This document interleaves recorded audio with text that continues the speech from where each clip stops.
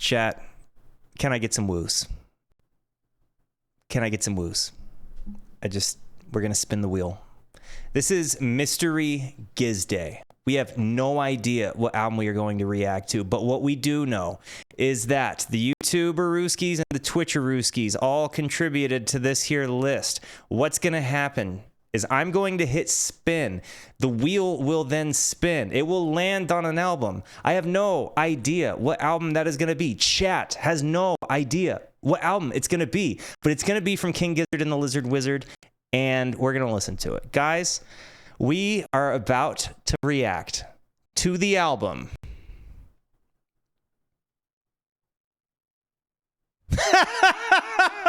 I left blanks in there. Woo!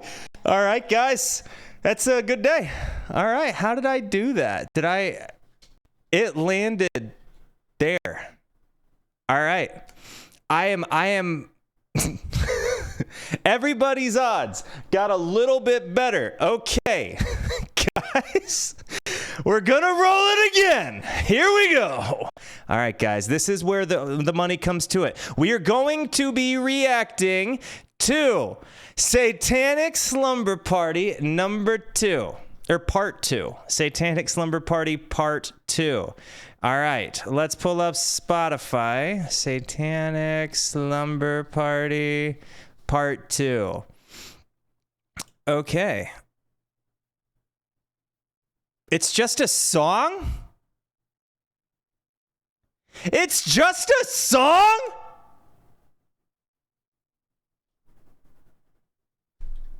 You guys just want to listen to the whole thing? Then roll the wheel? You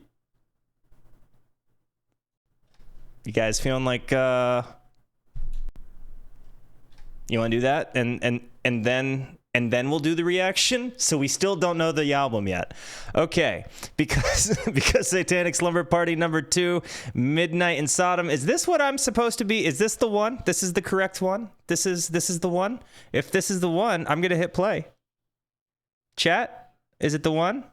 Do we hit play here? All right. All right. Guys, my name is Walterooski. This is Satanic Slumber Party Part 2, Midnight in Sodom, featuring Tropical Foxstorm and King Gizzard and the Lizard Wizard. Before I hit the play button, it's very important to me that you know that you are awesome, that you are valuable, that you are important, that you matter, that you're deserving of love, and I'm abundantly grateful for even a moment of your time. If you like what you see, feel free to hit the like and the subscribe button. It goes a long way to help me out. If you really like what you see, leave a comment or join us on Twitch or YouTube, because those people over there are the friggin' best. Guys, let's go.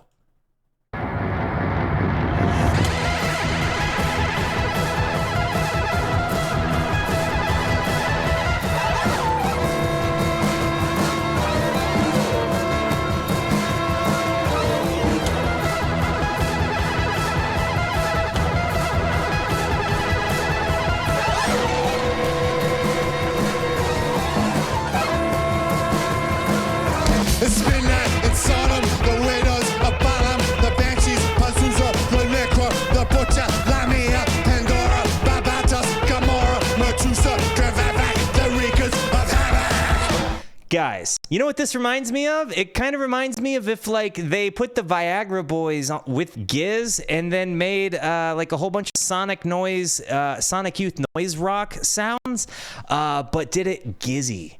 This is dope.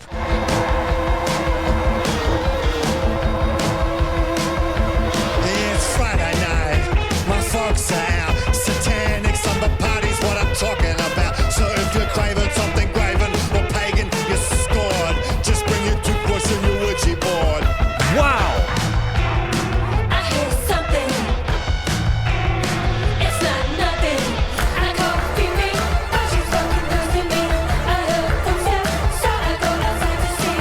This is such a head trip to listen to.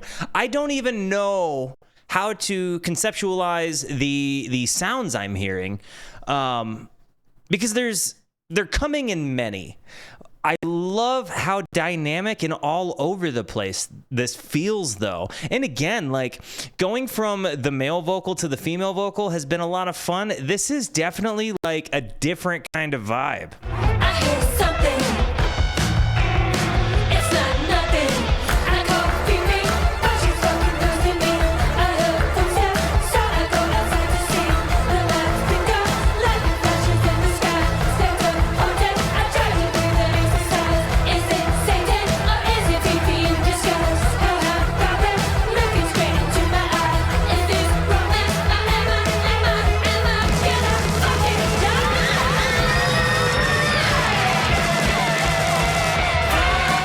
Dude, the drums!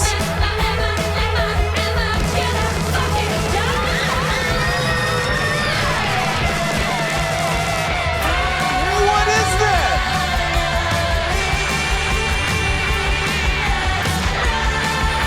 Yes!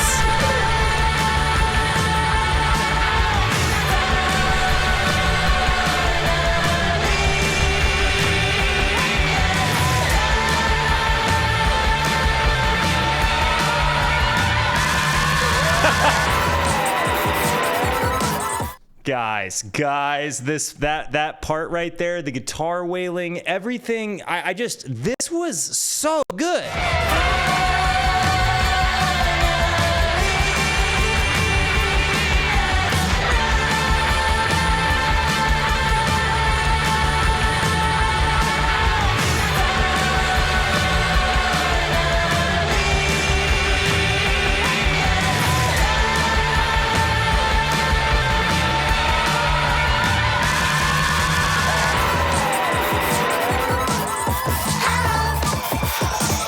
Dude, this feels so much like I mean, I know it's Giz. It's midnight in Sodom, the widows. The way the writing is, right? Like, this feels like a Giz lore song, like 100% to me.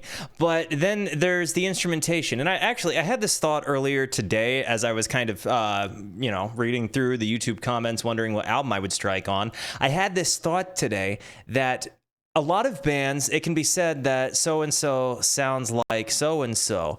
But with Giz, you say Giz has an album that sounds like so-and-so because they have so many sounds, right? Like, and I just found that very interesting that normally you define people by a sound that they do, whereas Giz, you define them by the sounds that they've done and their ability to do more.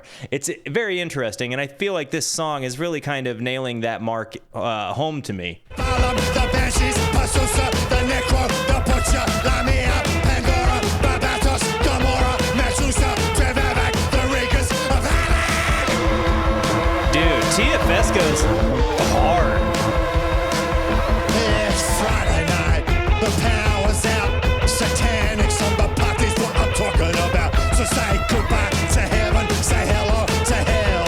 We eat our victims and we shit ourselves.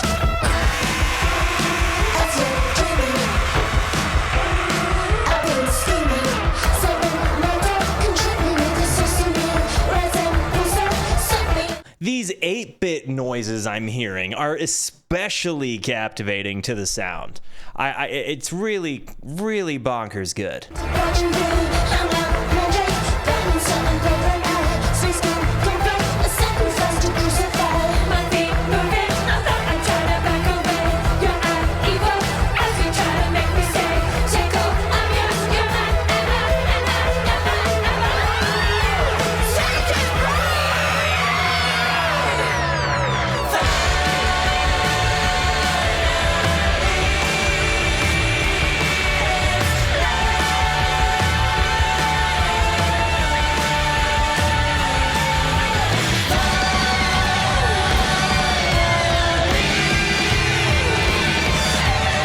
I literally heard the dive bomb sounds and thought it was my dog's yawn whining.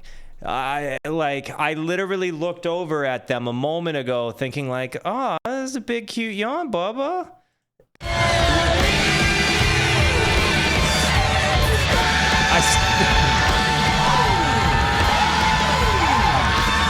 that noise is evolved into, but you know, it's more spacey and synthy. But before, when it was in a higher octave, it sounded like my dog yawning.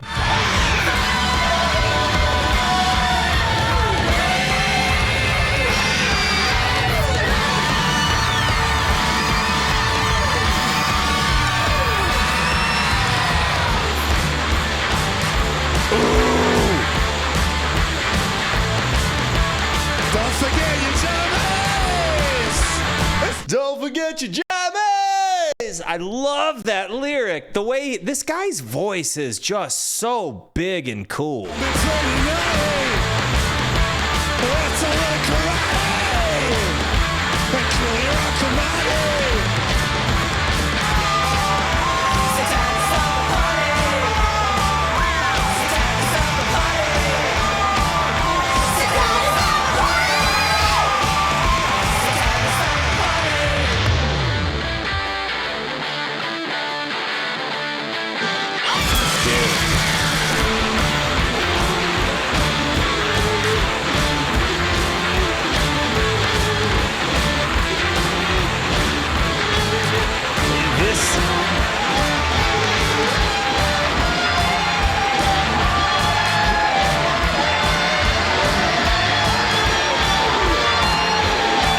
The descent here. They're letting it get so chaotic and it's so tasty.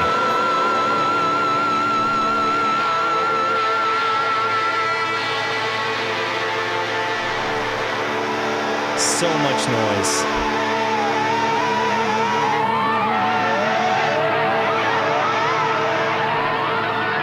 It was good.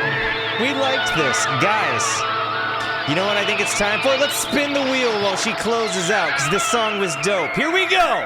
What's it gonna be, guys? What's it gonna be? Omnium. As if fate has decided for us all. As if this were supposed to happen. Guys, we're gonna listen to Omnium.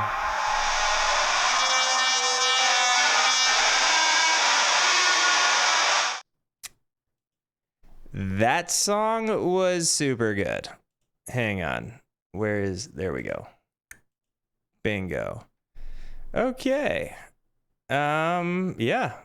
I was a fan of that one, but guys, I don't know if in all of the excitement, I don't know if you know that this is going to happen or not, but now that we have reacted to that song, it is time to react to Omnium Gatherum. So, here we go. I guess I already did my little spiel and we're still filming. So I don't have to give the spiel again, but just so you guys know, I love yous, and I'm very, very, very honored that you're riding this one out with me, guys. Omnium Gatherum. Here we go.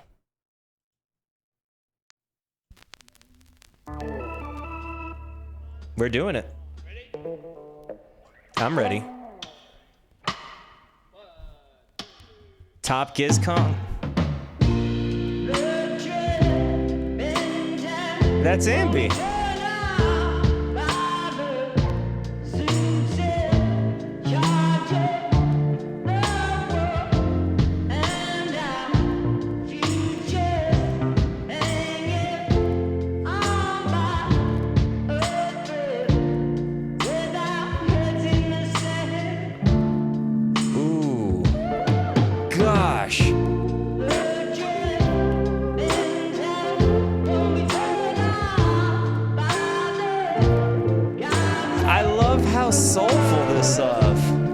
How soulful this has such a like soulful vibe to it that I really, really, really like it. It almost has this like, I don't know, the dripping tap won't be turned off by the suits in charge of the world and our futures hanging on by a thread with our heads in the sand. The dripping tap won't be turned off by gods up above us.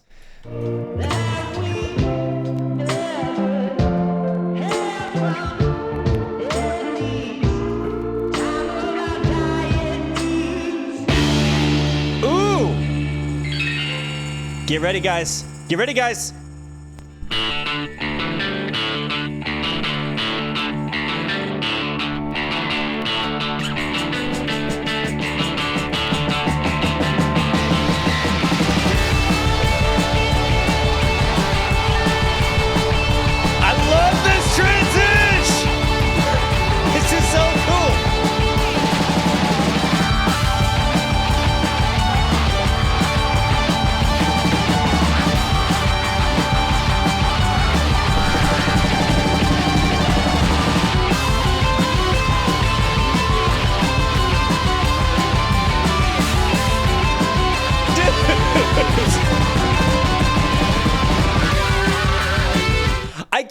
I keep wanting to pause it, but I'm not wanting to interrupt and letting the guitar players cook. But holy cats, what just happened? We went from this like ambi singing a soul thing, and what I am imagining is like a dim, dusty church, and then it ends up in this.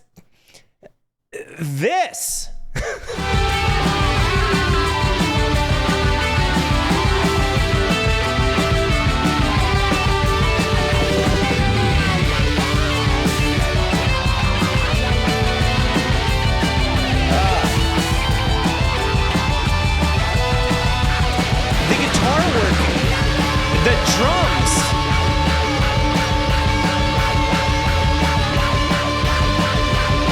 The harmonica.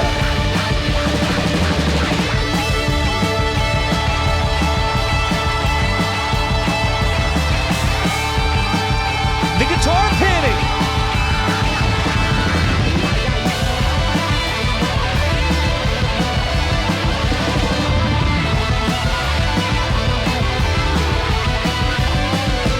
Gosh.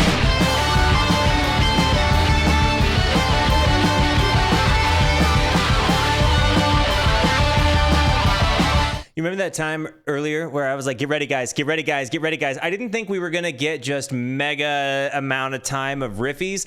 I was saying get ready, guys, because I saw the word woo, and I was like, dope, we're all going to get to do the woo thing, but that's not what happened. I kind of like this better. I'm excited for the woo. But this was lit.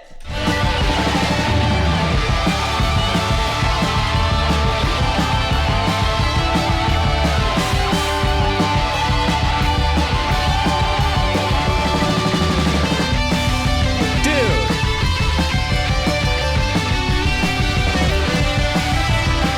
I feel like I could go and run laps listening to this right now.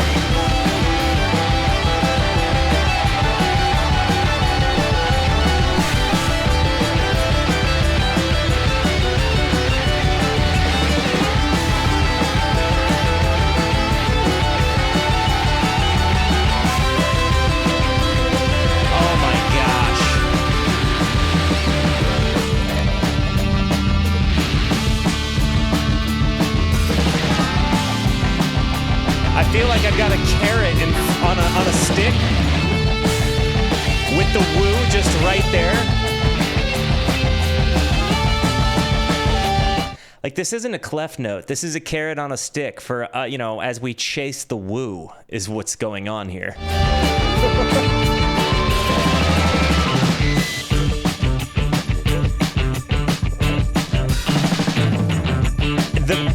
This part...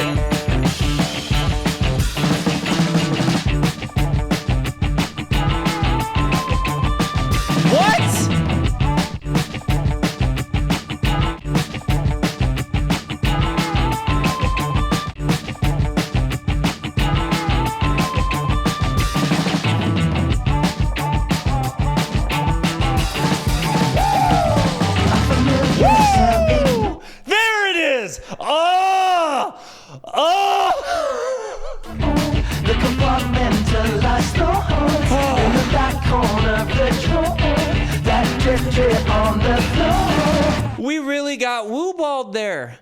We really got woo-balled there. Don't get drowned.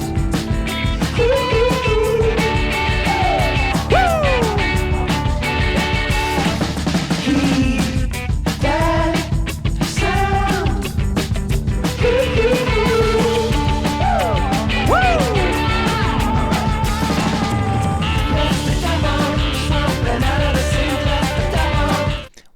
pause. Guys, I'm so glad I made the woo emotes today. I made 2 different woos, which if this is the wooiest album, woo me. I already love you guys, so that's not what I mean.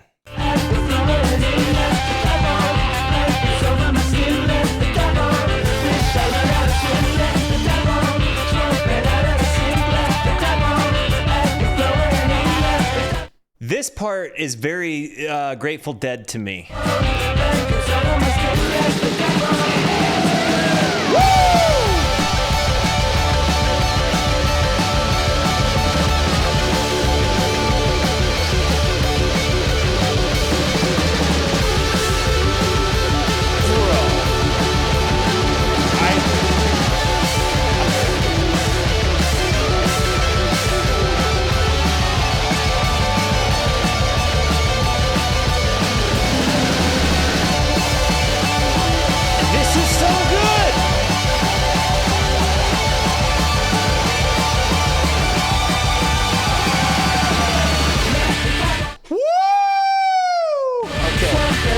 All right. By the way, I want to. This particular song is, I think, very exciting to me because it has such an ingrained element of jam band to it, right? Like, yes, these guitar solos are very, very, very, very dynamic and well thought out. All of it is good stuff. But I think that they can go from within the same song, like switching scenes in a TV show, right? Like you go from some soulful church music to some unreal crazy guitar solos to getting woo balled and then finally getting that sweet woo, then going into this whole other thing that has this element of like speed metal light, like thrash light, but then I don't know, I'm not going to say the thing I always say every time I hear a song I like by Giz, but I will say I see why the hype is there on the Dripping Tap.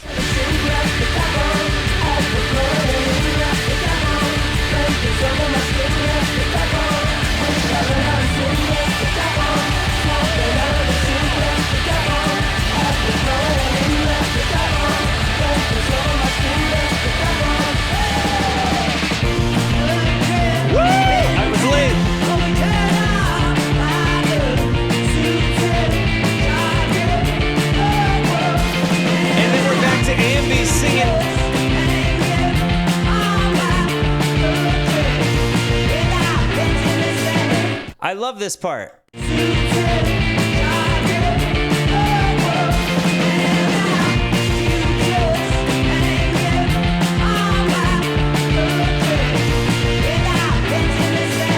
I like that we revisited that part, but instead of it in the soulful place, it was like more of an uplifted soulful place. I love his vocal editing too. I wonder how he edits his voice.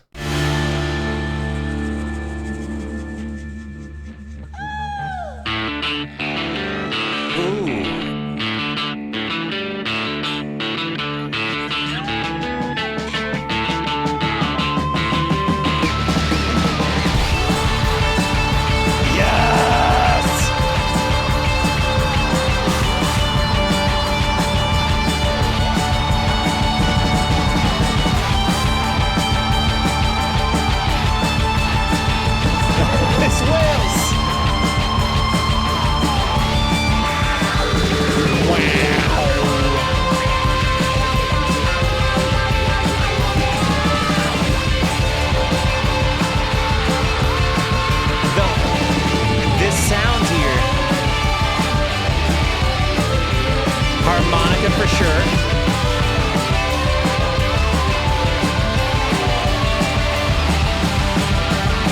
The guitar pans are nuts.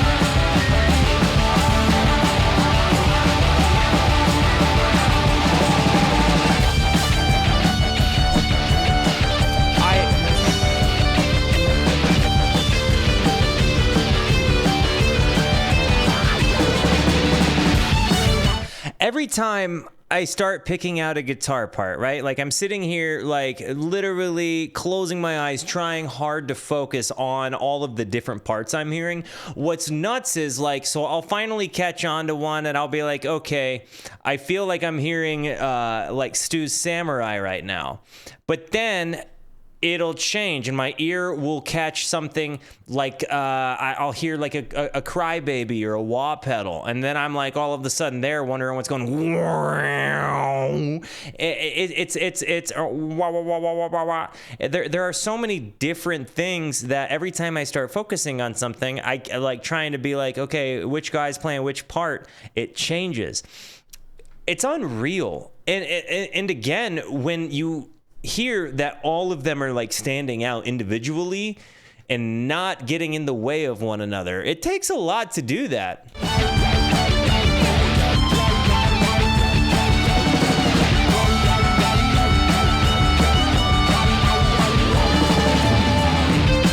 What's up, Aaron? Dude.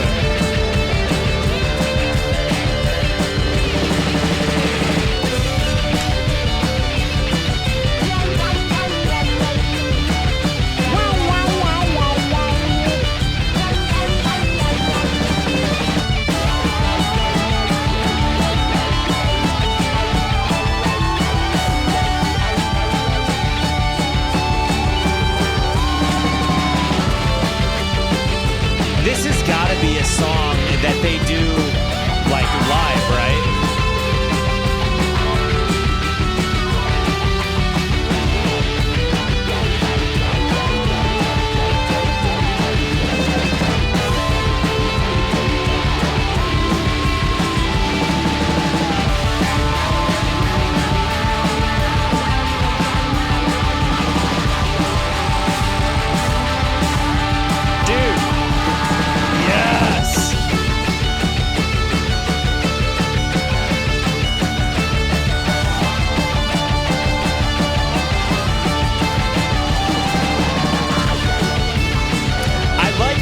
Just sit here and jam while dope music is on too.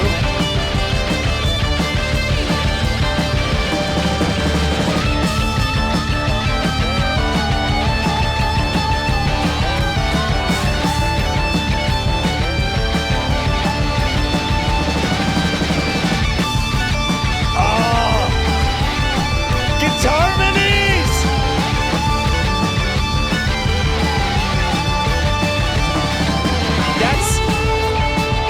That was all three of them too. You had one on the 3rd and one on the 5th, I think. That was nuts. I'm pretty sure that's what I just heard. Yeah. The guitar minis there were nuts.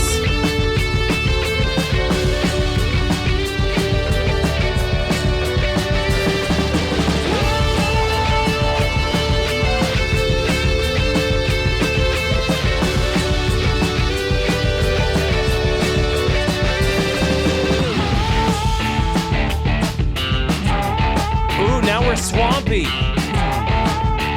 Now we're swampy.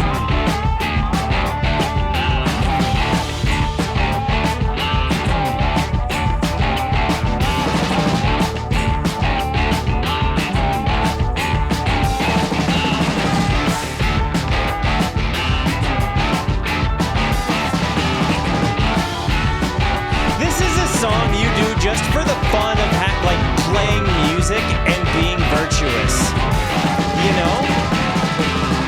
Like, this is one of those things that you look at your bandmates and you're like, let's just go. Like, let's just genuinely, let's actually rip it apart. Like, let's have actual fun. Like,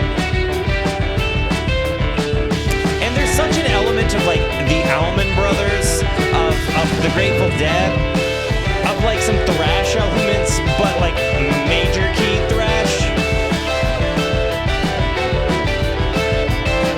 So maybe speed metal would be more appropriate. Like swampy blues.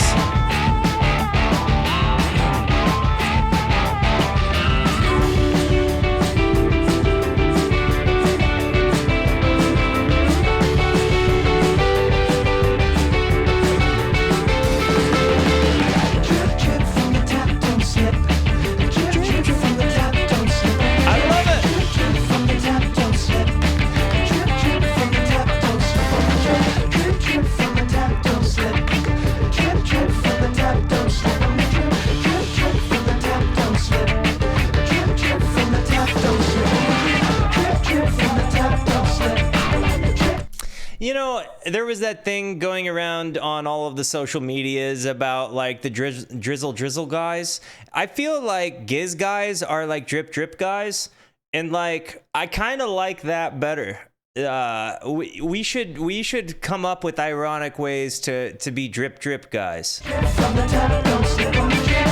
Drip from the top, don't slip. Drip from the top, don't slip. Drip from the top, don't slip. Drip from the Isn't the drip what happens like when you're doing blow and like the boogers drip from the back of your nose, down, like the boogers that make you like feel like you did blow? I mean, isn't that what the drip is? If you do blow, I don't know. I've never smelled my keys before.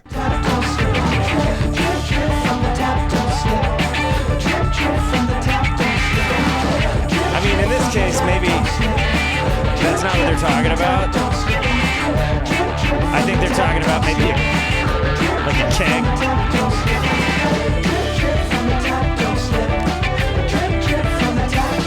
Yo, what's up, first timers?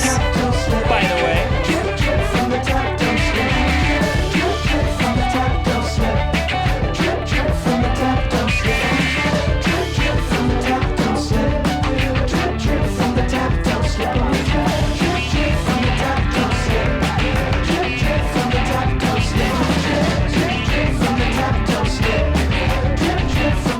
Wait a minute. You're telling me that Giz makes music about climate change and environmentalism? This is news to me. The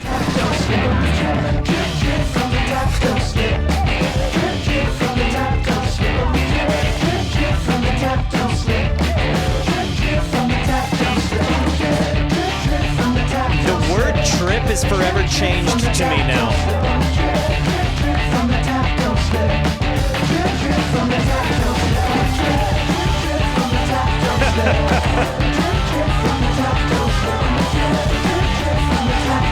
They really need to change wet floor signs to say drip, don't slip on, don't slip in the drip.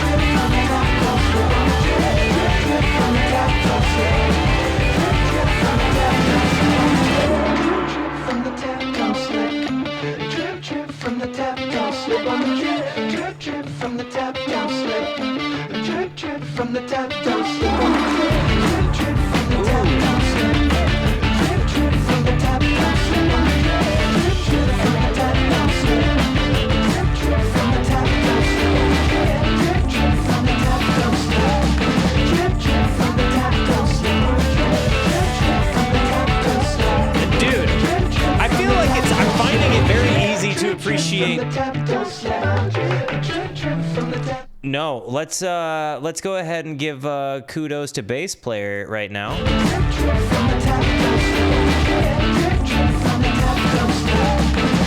I might have gone back too far, but that part, that transition, lovely, so good.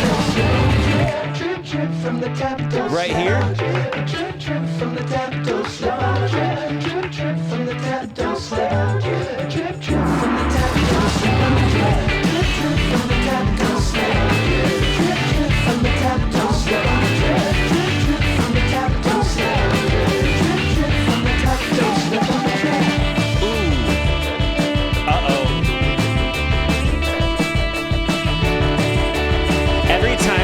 This thing, I'm like, let's go, baby.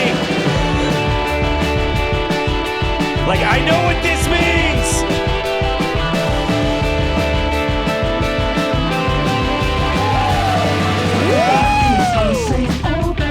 When they get old and more money, get complacent and get bored. That drip on the floor. Don't get drowned.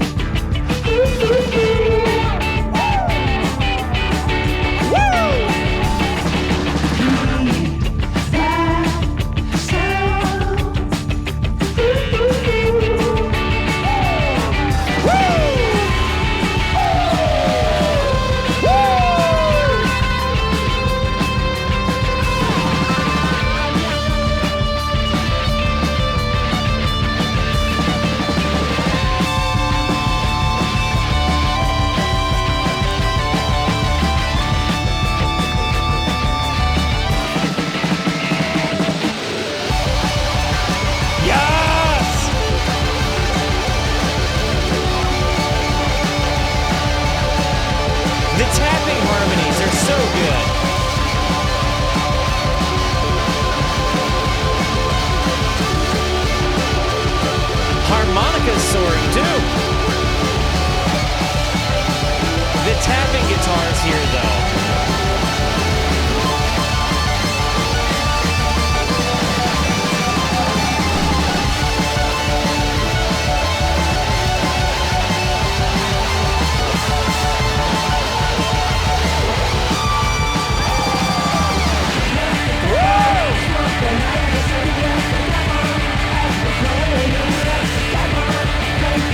You know what this reminds me of? Dun, da, da, da, da, da.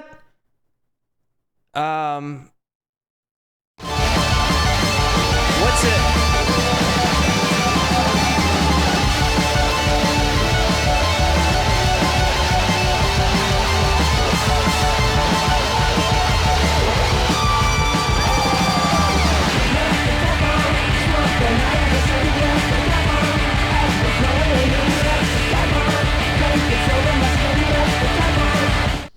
No, it's there's another song it reminds me of, and it's a Giz song.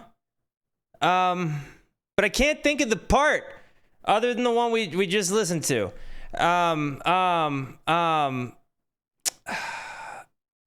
Yeah, Robot Stop or Evil Death Roll.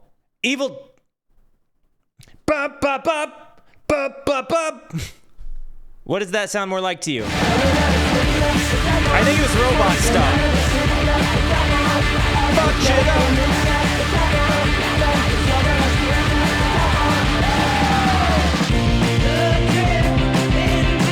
We're back!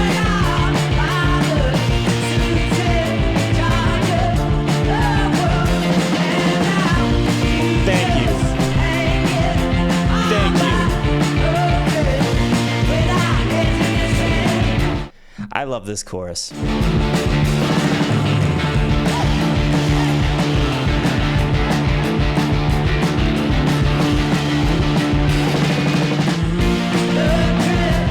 Oh my gosh.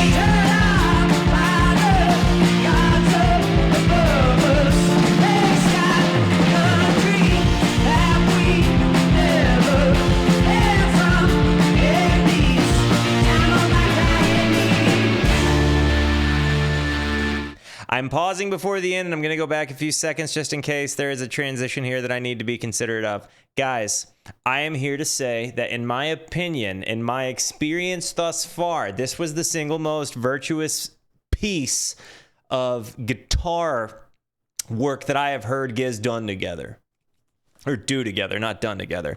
As far as the guitar work in general, I think that as much as I like the thrash and the PDA stuff, I was just much more impressed by the guitar harmonies here. I was much more impressed by, granted, there's 18 minutes to choose from, but I also liked that it was self-referential to the older albums, you know, particularly Evil Death Roll and Robot Stop. So I felt like there was a lot of interconnectivity here with this amongst their other works, but I also, again, just felt like 100%, especially if this was the first song that they recorded together after being cooped up for so long, I feel like they 100% just had to be so excited to do something that they felt was cool, and they can make a lot of music, right? So I feel like they just really, really, really leaned into the guitar sound, and I loved it. I loved it. I mean, without question. Yo, you know, I just looked over here, YouTube chatters, just so you know, for whatever reason, my OBS is only showing me the YouTube chat on the screen and not in my chat display that you would see here. You see this? It's not showing me. And that's on my multi-stream. So do forgive me, YouTuberooskies, if I don't happen to see your comments. I'm very glad that you pointed that out, though, Garrett, because I'm normally pretty good about that. And if I ever do miss, please do forgive me. But let's hop back in and see where this transitions into the next one. my favorite guitar parts of all of this. Not my favorite song. It could be a top 5. I want to listen to it more, like in an undisturbed setting, but I don't think it's a stretch to say that this was their best guitar work, in my opinion.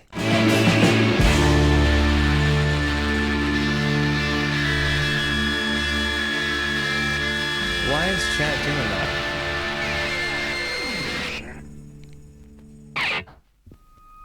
Okay, so there was no transition to consider there.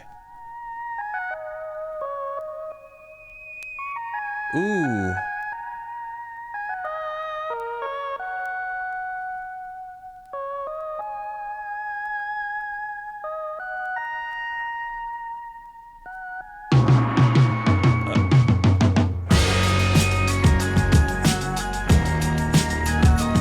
Wow. Such a different vibe.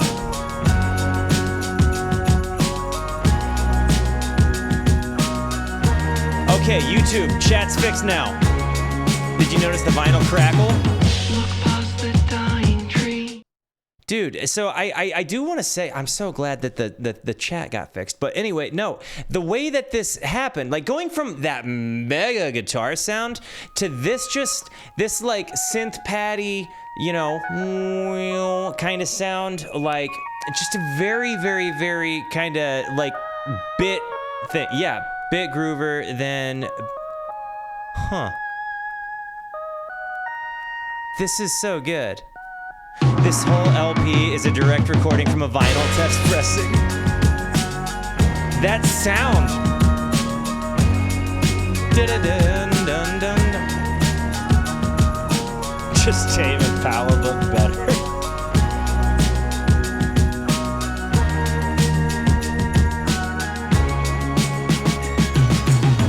Look past the dying trees. Ooh.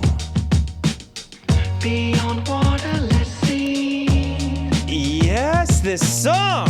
Atop the horizon, adjacent to the sun. Give my word that it's there. Magenta Mountain.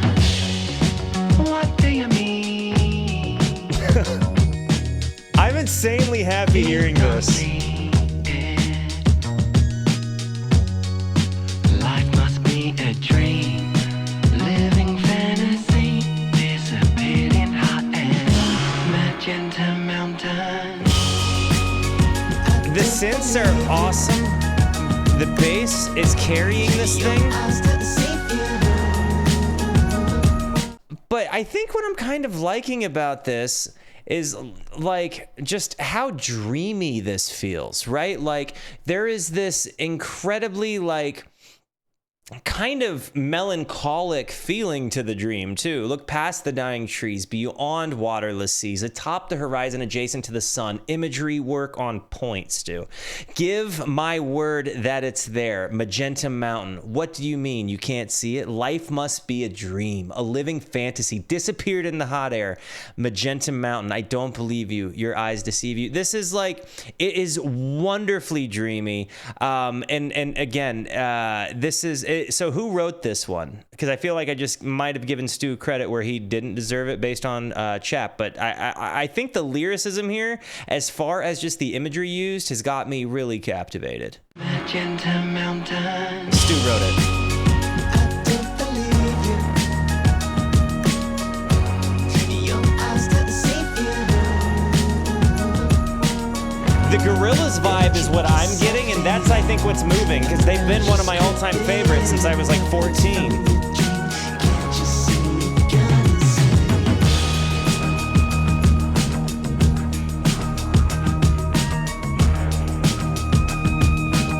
Bum ba da dun da dun da dun dun. Ooh.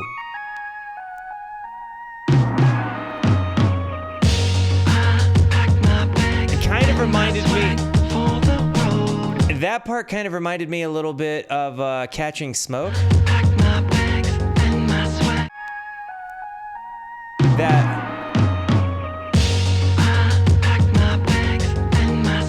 Yes. This is Joey singing. Of the ancient railroads, need to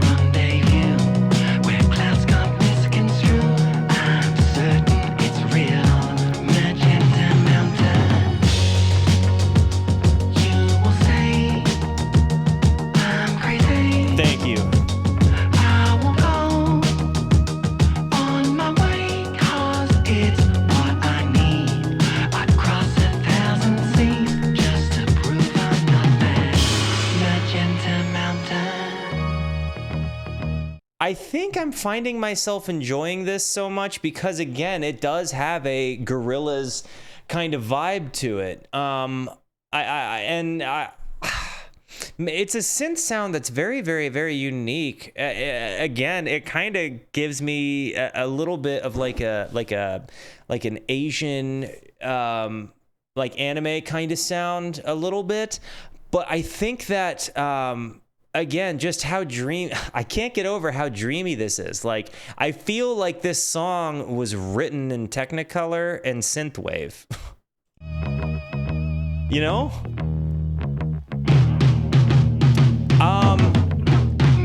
I would say like there's a little bit of Melancholy Hill to me. There's a little bit of doon doon doon doon doon doon. Yeah, Melancholy Hill.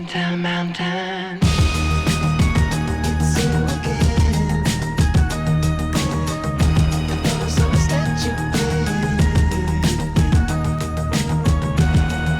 Thank you.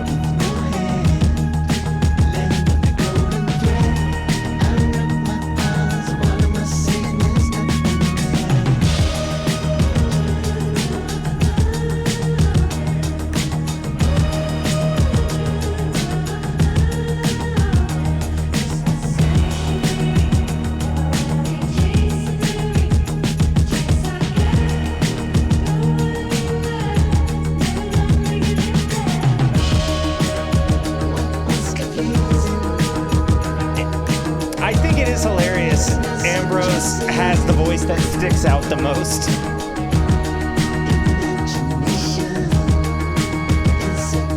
Or Joey's throat.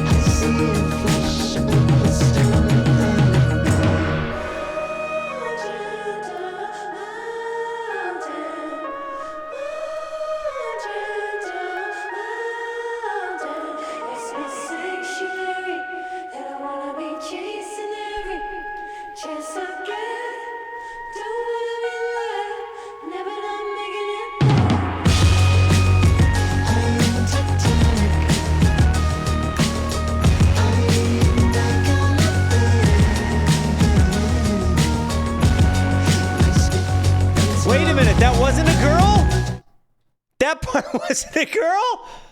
I thought they had like maybe a guest.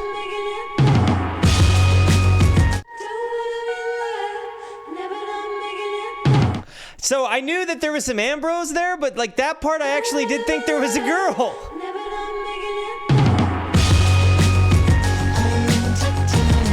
Nobody tell him I said that.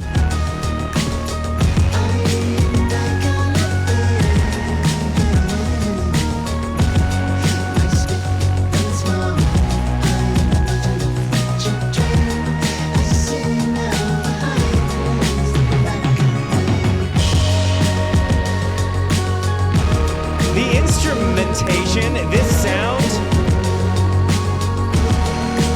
the do do do do do do do do do, like the Magenta Mountain theme song. I feel like that's the music that would play like when we all get to the Magenta Mountain map and like we're walking around the town like trying to pick up our items and stocking up before we go out onto a raid. That's the music that's playing at Magenta Mountain.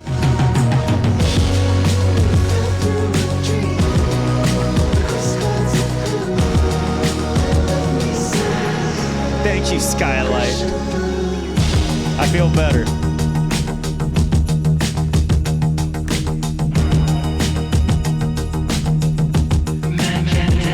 When you listen for tiny noises, do you hear the shakers in the back?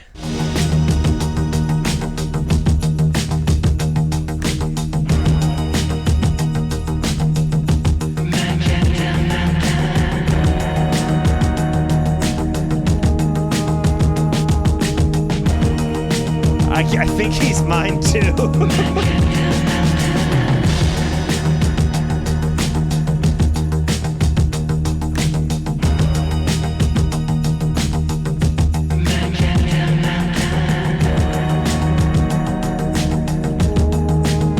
There's like Christmas bells in the background here too. Do you hear the Christmas bells?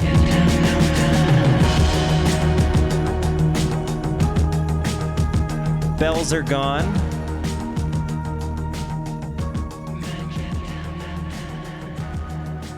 There was a lot of small sounds. Honestly, I don't even know that I can compare Magenta Mountain with like, how do you compare Dripping Tap with Magenta Mountain? They're such different songs.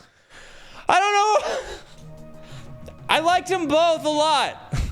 They're both top fives, okay? I kind of feel that way. So this song was written about me. Jazz? Jazz?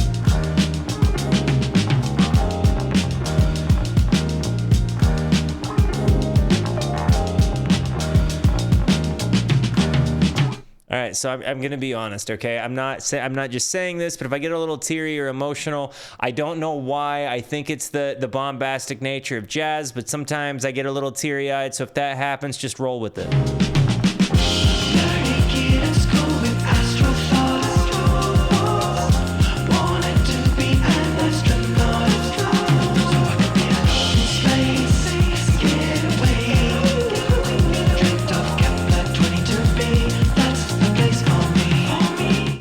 This is like if I was the main character of Cowboy Bebop. That's how I feel. Woo! Woo!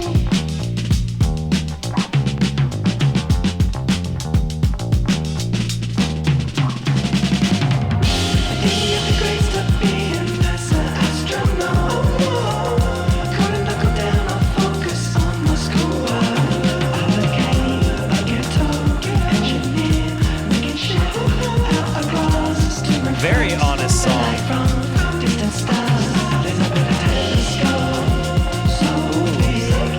So big.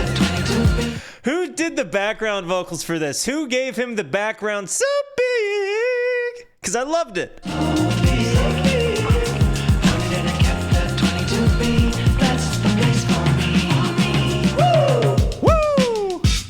Whoa. Such a cool that transition is one of the best ones I've ever heard Giz do, and I say that because it like I think that they do a lot of fake out transitions, and I think that's part of their shtick, right? But that particular one, I thought we were transitioning into another section of the song, and then it ended up just going back into the same one. So they added like another measure or another beat or two or three, and then it went. That was so good. That was so dynamic. Definitely a head trip.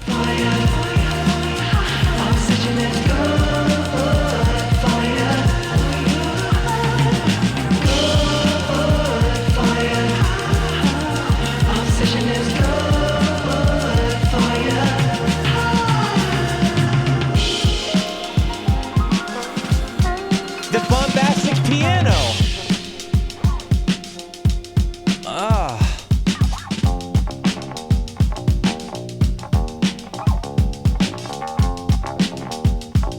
The bass here.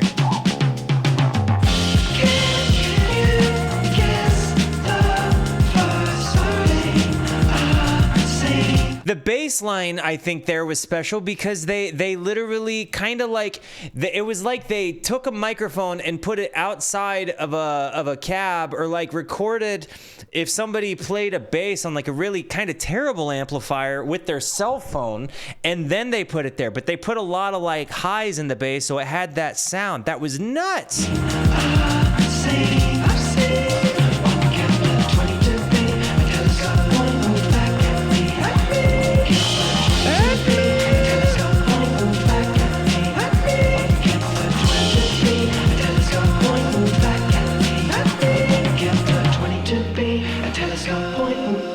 On Kepler 22b, a telescope pointing back at me. Woo! Kepler 22b. Woo! Kepler 22b. That's the planet that's supposed to be like Earth, like where they said they found a planet that was a lot like Earth, or that could support human atmosphere as best they could figure, right? Am I correct in that? Oxygen is good, fire.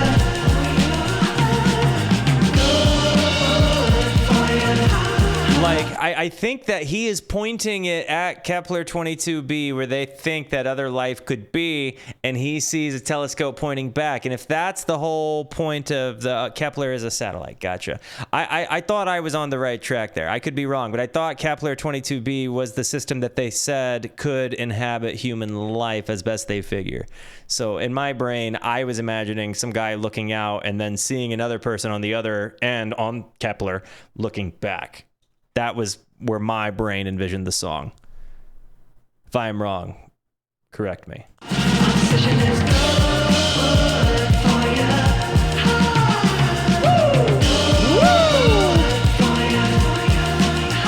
Obsession is good for you. Good for you. Obsession is good for you. Do I need to make a ha emote? But yeah, it's an exoplanet. Thank you. It is a super Earth exoplanet that gotcha. It's 9.1. Yeah, so it's like Earth. Big Earth. That's all it is. Just big Earth. Ooh. Gaia. This song is called Gaia. We've heard Gaia referenced in songs I've listened to. What was it? Is this thrash? Is it metal?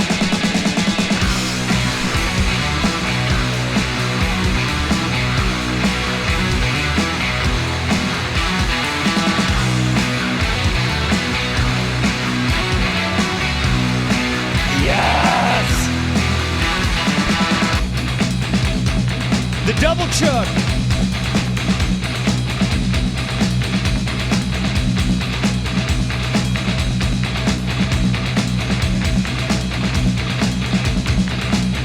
Time signature guys. I am the one.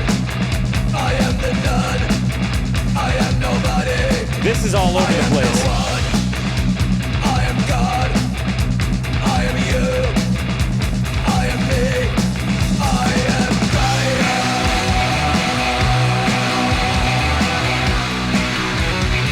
I am Gaia. I am Gaia.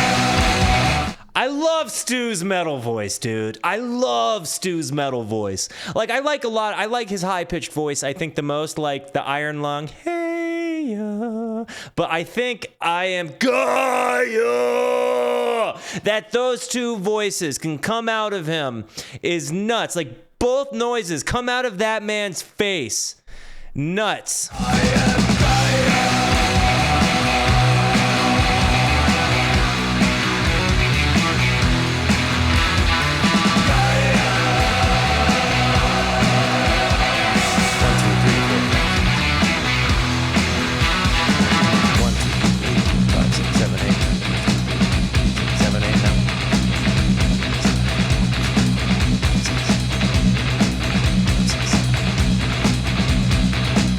That's such a crazy time.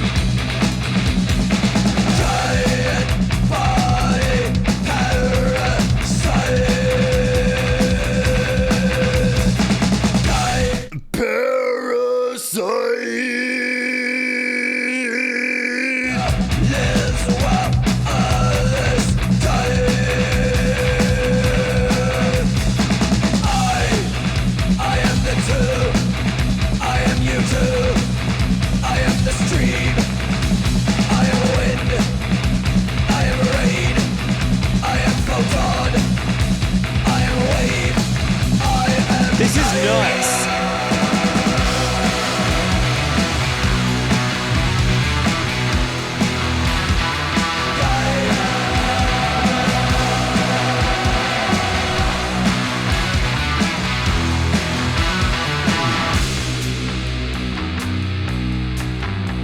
So the concept for this whole album is eclectic at the end of the day.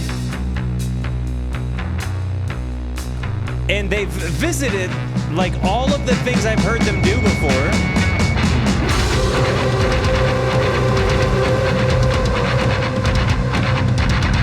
What was that noise?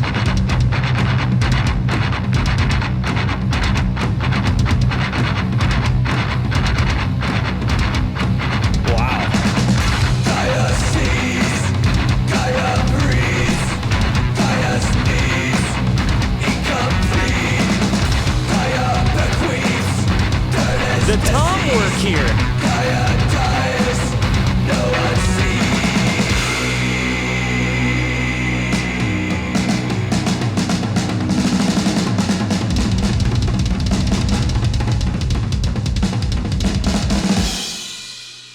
Coach, back up, bro. I am Gaia. I want to go back to that. I am Gaia.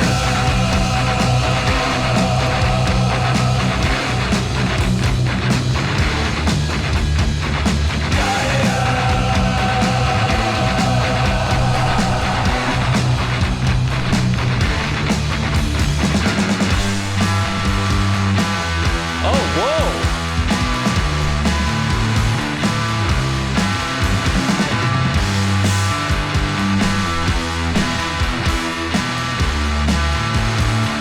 That's so nuts.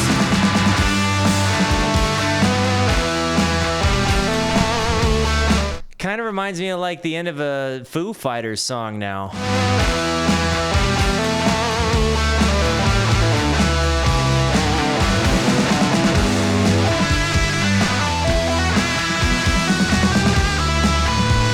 And this really evolved. Yes.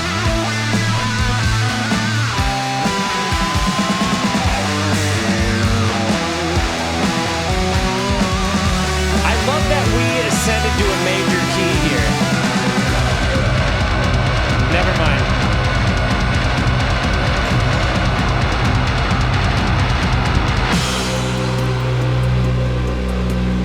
I like how I'm like, I like how we ascended to a major key here, and then Gaia. I got. Okay, where are we going next?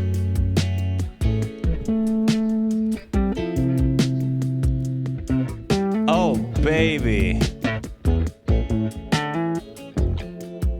I feel like I'm getting ready to make a romantic dinner. This is great. It's like Funkadelic.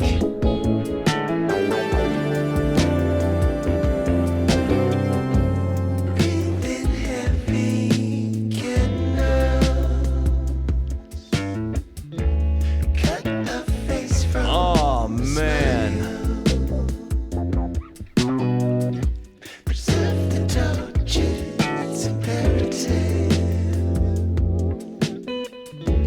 This is like Thundercat. A little bit. Yo, I feel like I need to be making somebody a romantic dinner. I'm gonna put this song on and woo somebody. I'm gonna make somebody swoon to this music. Some dogs get whale-eyed. Yeah. Some dogs get whale eyes. Got nose for that sea spot. I wish that I had strength like that. Dominion over my chemistry. Wish I had the strength like that, you know? Did you know? I think that's kind of a funny way to say it. I wish I had strength like that, you know? Dominion over my chemistry. You used to have so much dominion over your chemistry. I wish I had some of that. I feel like that was a pretty sexy thing to say. The camel's out of water. The ducks swim on the seas. I'm slipping like a creep. Haven't you heard? They worked out double standards. Apply only to me. Finally, it's working. It's got such a cool funkadelic vibe. I want them to do an entire funkadelic album. If they have one, that's the next one. That's the next one I'll listen to.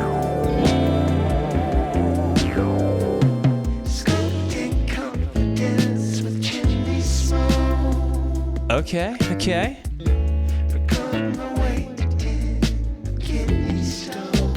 He just finds obscure rhymes.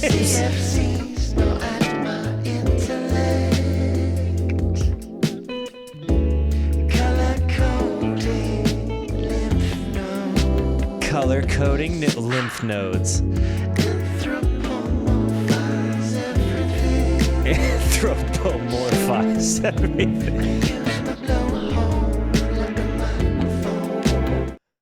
Like, I just feel like you could, like, yo, let's anthropomorphize everything. I used a blowhole as a microphone. Like, you could just really, yeah, everybody is Joey Walker. Everybody's Joey Walker. Everybody's Joey Walker.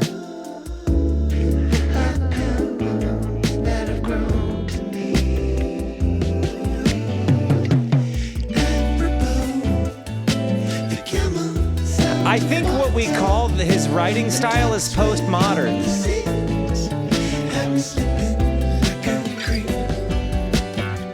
I think Joey's writing style is Joey Walker.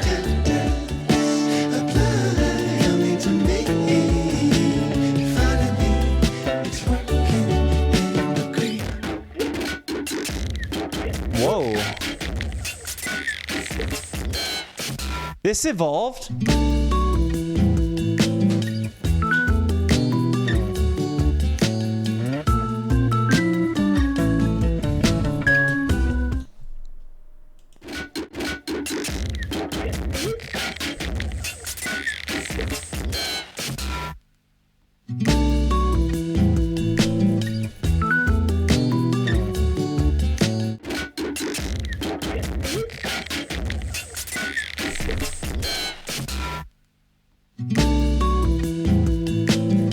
That song was so...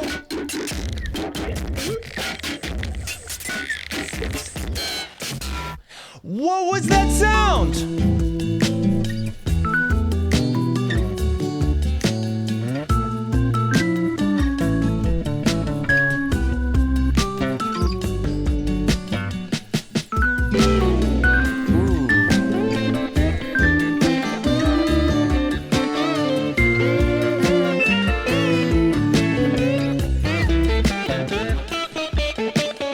That's good. Yeah. The screechy bit is there just to remind you that you're still listening to Giz.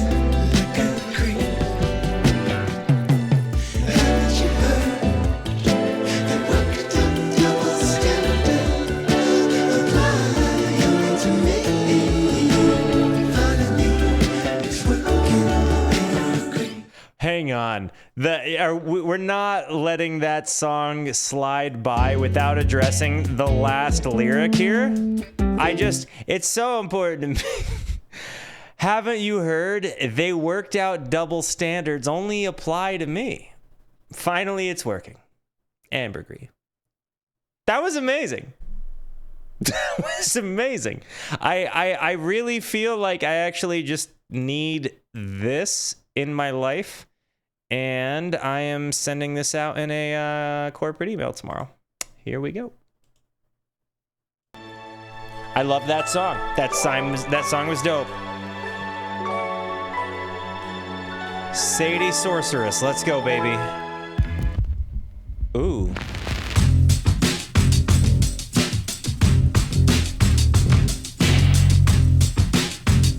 Okay. Sadie Sorceress. Sadie, she's wild like a witch. She's prophetic clinic, smoking greenies and drinking teas and Glenfiddich. She's a rollerblader, skater, masquerading, squabble and gobble, eats blood and trouble. Never seen a devil in it. She flies a handbag, freak flag, dragon scale knapsack. Her a pelt of Macedon, brings it on his carry-on shot like parmesan, living non-partisan, Leviathan, cardigan, elegant artisan, concealing. Yes! This is so cool. This is like lo-fi Beastie Boys a little bit, but with like Ambrose's voice. It's got, and again, he shout out to Quidditch, but this is also kind of got like a what's it remind me of? It reminds me of the Cowboy Bebop intro. Ambrose's not Cowboy Bebop, Samurai Champloo intro. It reminds me of that. When Ambrose raps, I think of the intro sequence of Samurai Champloo. That is what it is. This is a dope song. He is a dope rapper. I like this.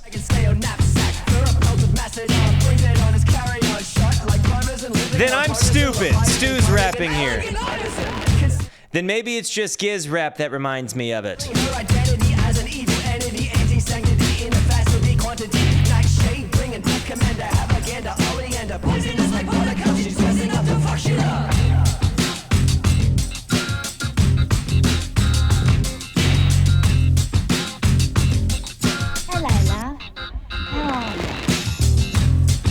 That's the Stevie Wonder keys. What's that? The clavichord?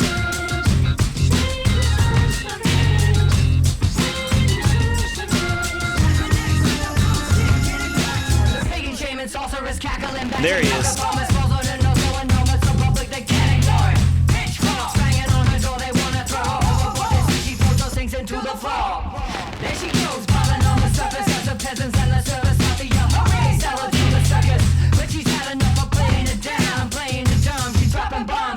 Ain't no thing as collateral damage in this supernatural planet with a habit of getting savage.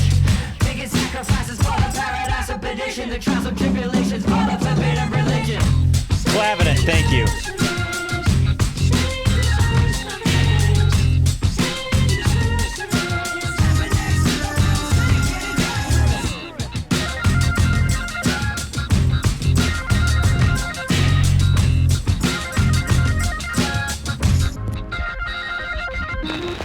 This is lit.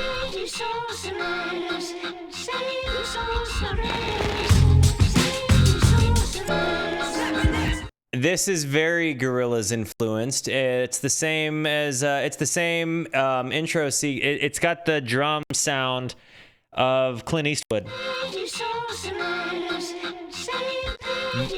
It's the same instrument. It's just a different preset, but I can hear it in my head. I'm happy.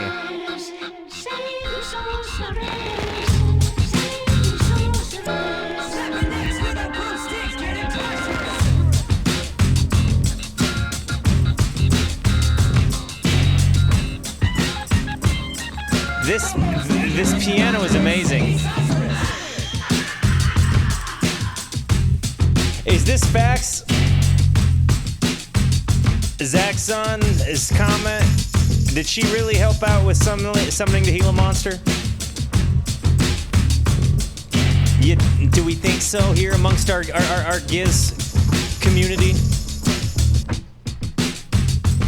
I loved this. I'm definitely eager to hear more of their rap. It really reminded me, I swear, when they do their rap stuff, maybe it's just the live music, the boom bap vibe, the lo-fi vibe, but it reminds me of the Samurai Champloo intro.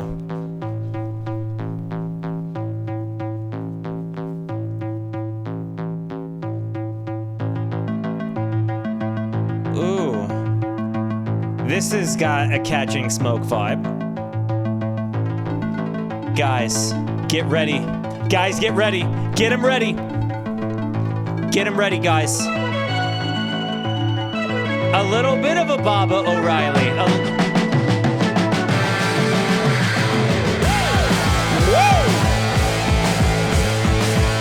I love this way better than what I thought it was going to be.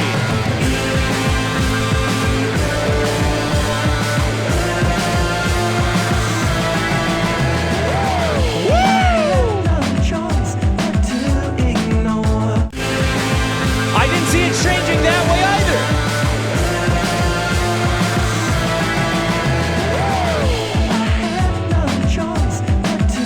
It went from a minor to a major.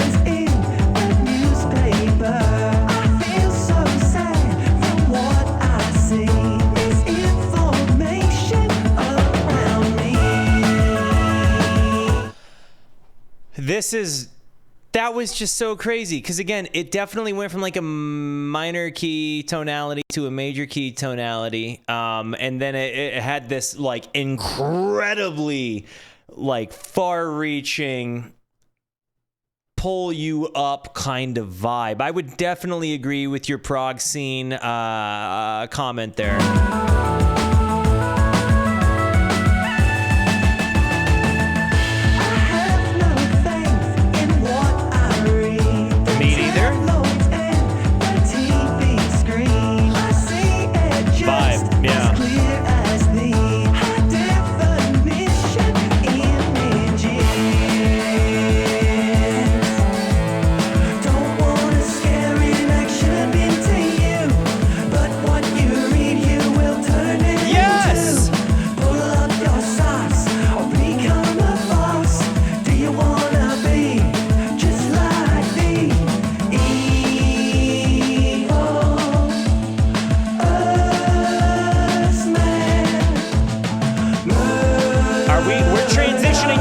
Minor tonality, I'm willing to bet you.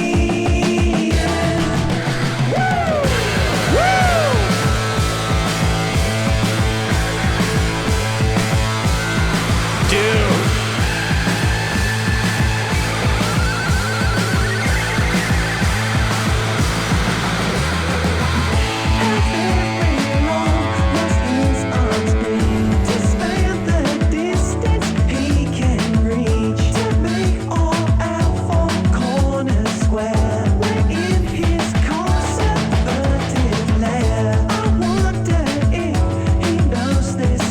I love this verse.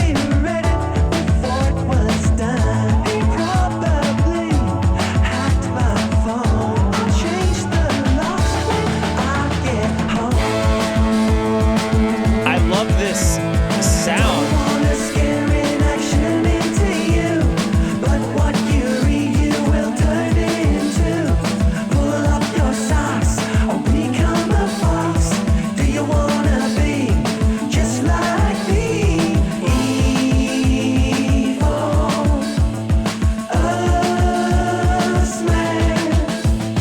This.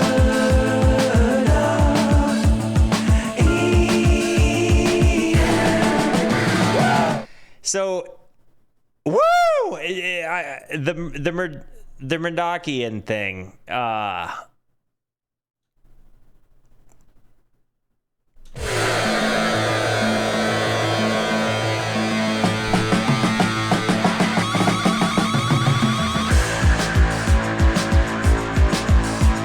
I also think that the feedback delay noises, if that's what you're referring to on the Murder of the Universe noises.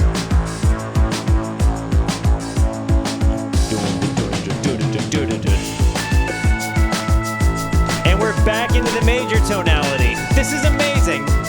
High to low. Like the news.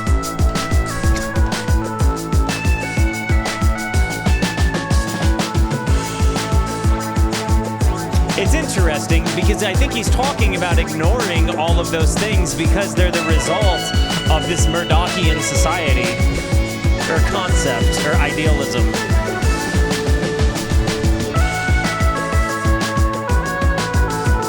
The synth work is exemplary, very, very, very much carrying a progressive rock vibe. The same thing with the different scenes, though, going from the minor to major tonalities.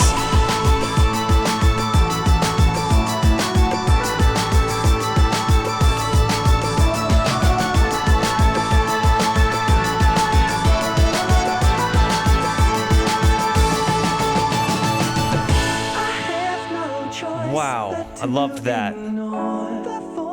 Love this. The newspaper. I feel so sad from what I see. Misinformation around me. I have no faith in what I A little arpeggiator there. And the TV screen. I see it just as clear as the high definition images.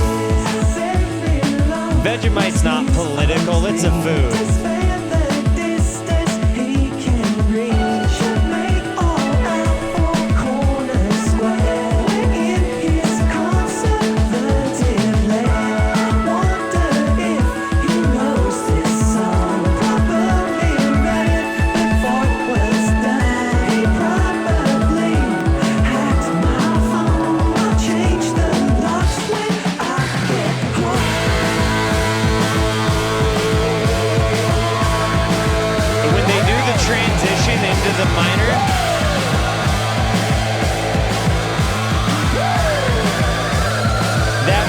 answer is heavenly.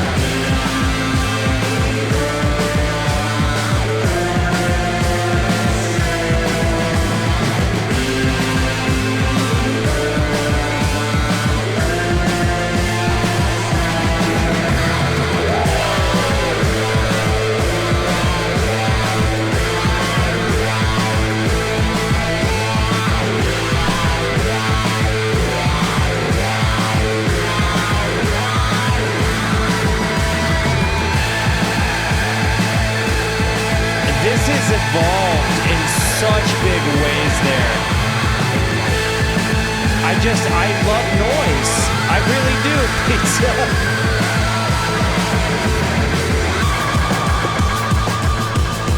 Dude, what was that?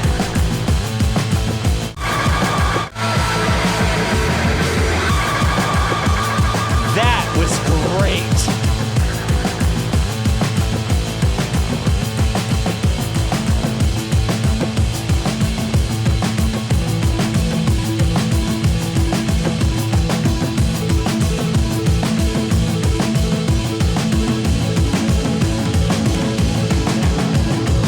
The tom's got what? Whoa! What's happening?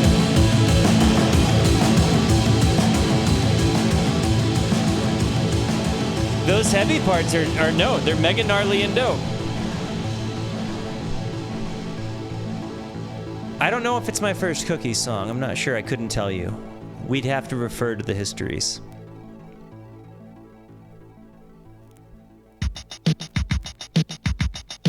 Ooh. We're definitely using the instrumentation that was used for the first Gorillaz album throughout this. Like, I'm definitely hearing that, the electric drum noises in particular. Because, again, I keep getting hints of Clint Eastwood. I'm also very much loving the fact that the first words of this song is the Garden Goblin.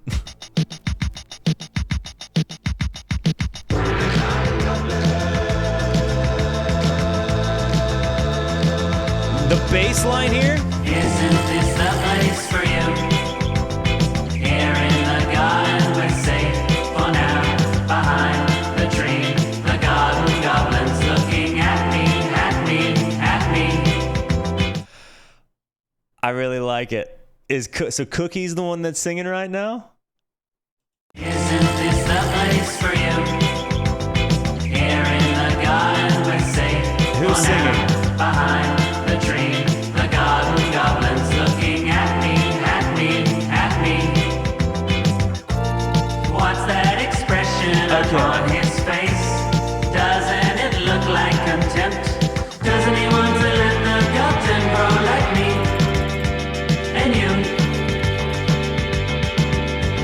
Grow. I love this song. This bass line is piping hot.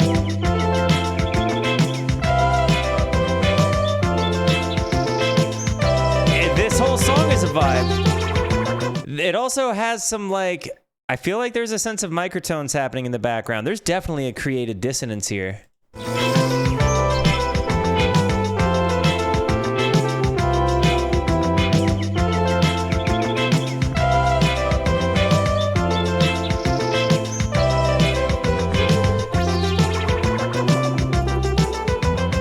I'll check out this. I'll check out Cookie's stuff.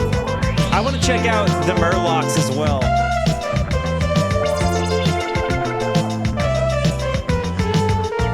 What does he want us to comprehend? This garden was never his place. Doesn't he want to let the garden grow like me and you? I love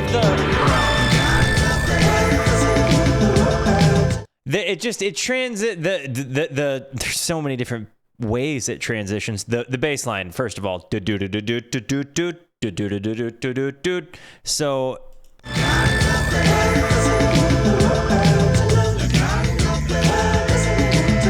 they have that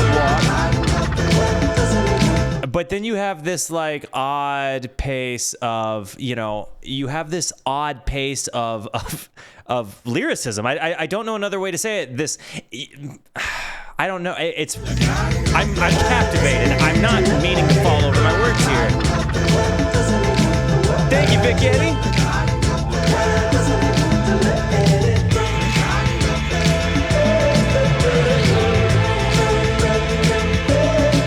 What's that?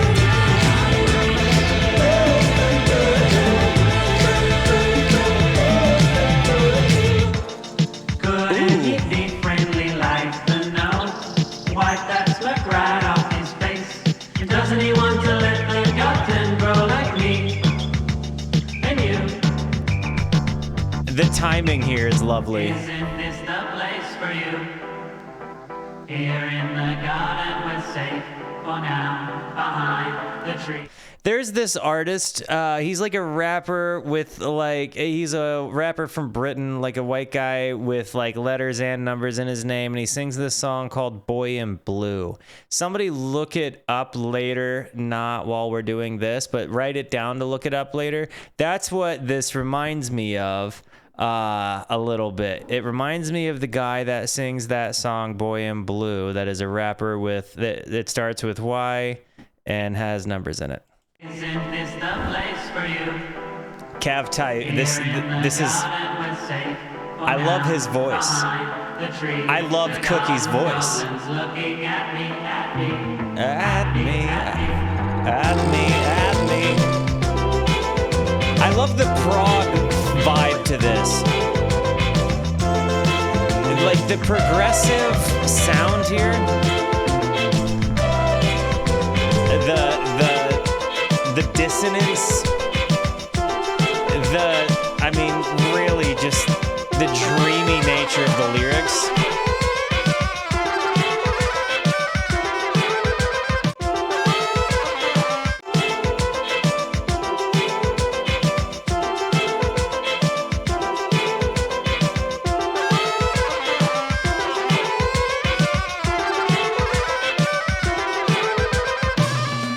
Wow.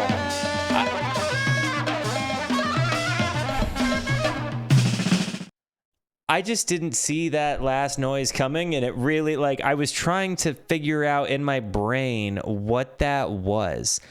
I could not, for the life of me, bring my brain to conceptualize what noise I was hearing. So thank you for putting that up in the chat. I really appreciate that. I think as far as my first Cookie song goes, that was by far my favorite Cookie song. Jokes aside, I really liked it. I really want to listen to his music after that. Like, especially, I'm gonna go on like a Murlocs and yeah, I'm gonna listen to the Giz solo stuff. Is what I'm trying to say. Here we go.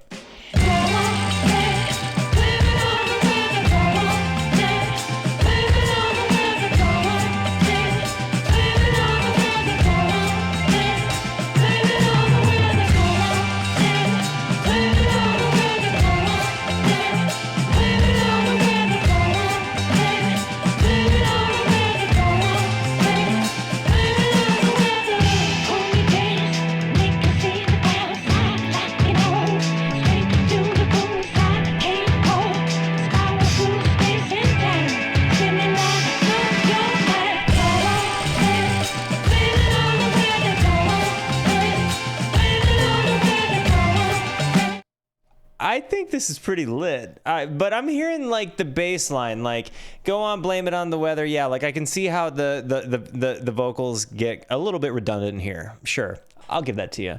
But and I've not heard the whole thing as well, but I definitely am getting this Funkadelic vibe, and I'm really enjoying the Funkadelic side of this particular album. The songs in question still awesome.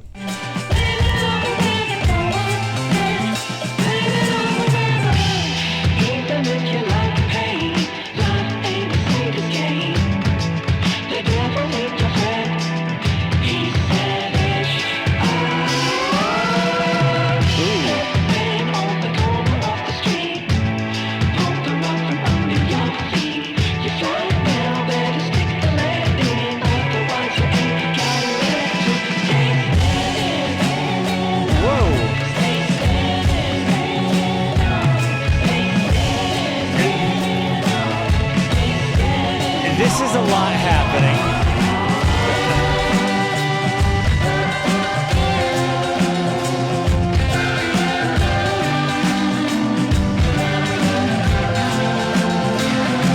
I like the guitar harmony part. I like this solo.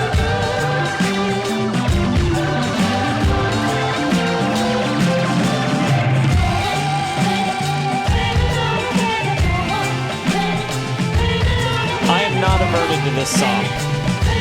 I like it. But I agree that it doesn't know what it wants to be, and I think that's part of what makes it a little special to me. It's so all over the place, and still minimal and too much.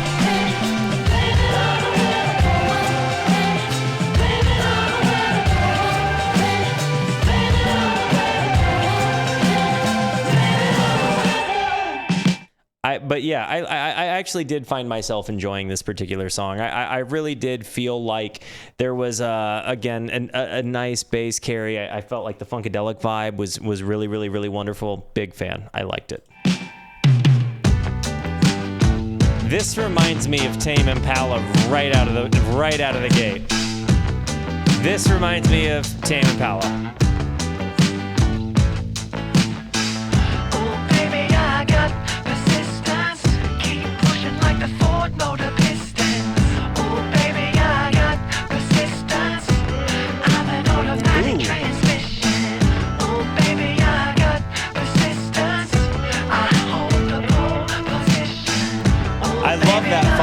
Much to it.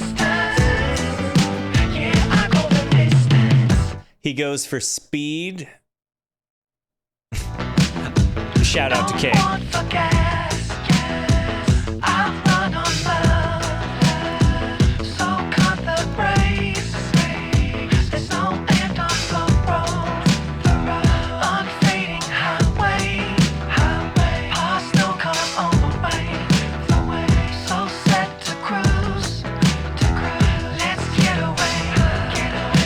I'm definitely continuously getting this Funkadelic vibe.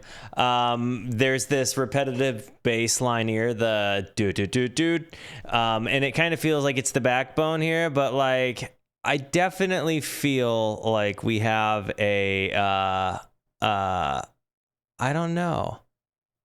I'm seeing a Funkadelic vibe here. But also, like, it again, I can't get past the Tame Impala connection to this one. I can't not hear it in my head. Not that it's a bad thing. I like Tame Impala.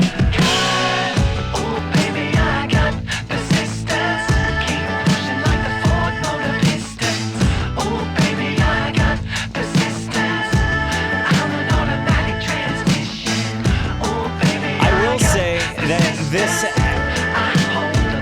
is not wowing me.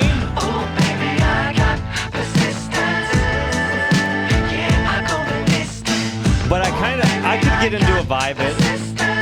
If it's on, I'm listening, I'm bobbing my head. This is the kind of song that you like because it's Giz. I think I went too fast. You did. I think the karma crashed. I'll have to pull out the wings. Yeah, that's what I'm saying, Lord Ender. Like, just because it isn't like... When you have albums, and I'm going to comment on this about really, and I think this applies universally, right? When you have such a massive catalog, there are going to be songs that polarize an audience that some people love, some people hate, and as often as Giz genre bends and goes out of their way to make sounds that they haven't made before and then reference sounds they have made before along the way, you're gonna come out with some weird stuff. I definitely think throughout my listen of this album so far that this is a collection of a lot of the weird stuff that ended up. There are dramatically different kinds of breakdowns in this song. Now, That said, I think we have seen some of the most amazing transition work, some of the hardest hitting guitar work. I think that there are a lot of things within this album that has been just absolutely like bonkers good. Did the YouTube stream die? Oh, dang. We're still up on Twitch. But what I'm getting at is I think that there is this, you're going to get some songs that you don't like with the catalog as big as this one. Just because you don't like them doesn't mean they're bad, because there are other people within the same fan base that you identify with. So I would definitely say that some are good, some are bad. And in the meantime, YouTube, I'm very sorry that you guys got the kibosh. I did. Better give it a try. Give it a try. See if the skull can fly. Let's fly, fly, fly, fly, fly. Let's fly, fly, fly, fly, fly,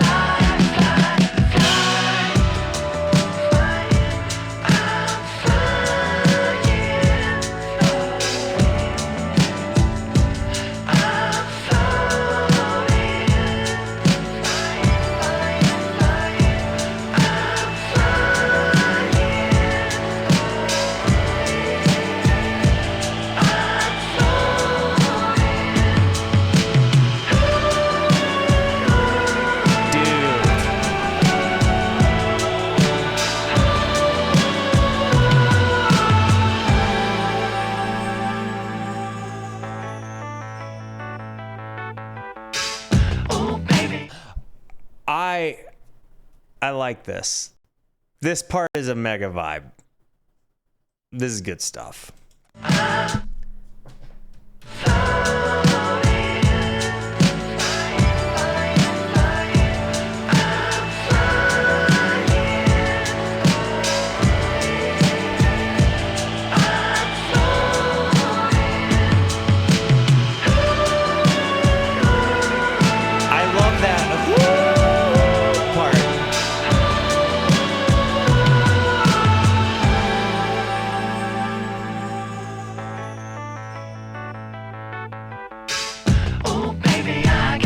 Dang. So that part reminded me of a little bit of Baba O'Reilly, and then it transitions again. Like a little Baba O'Reilly? Nope. Oh, baby, I got persistence. Keep pushing like the Ford motor distance. Oh, baby, I got persistence. I'm an automatic transmission. Oh, baby, I got persistence.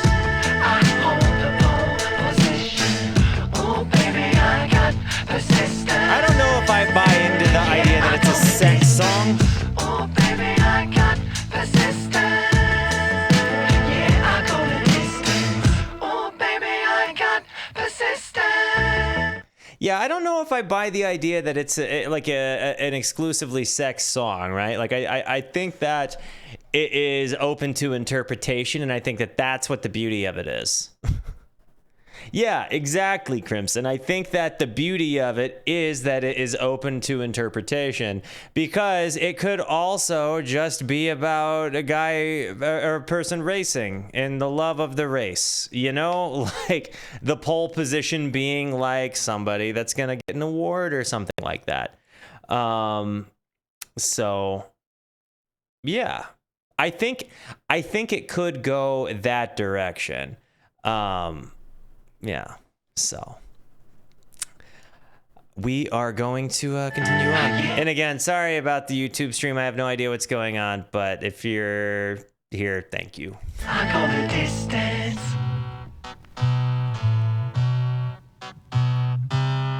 Grim Reaper.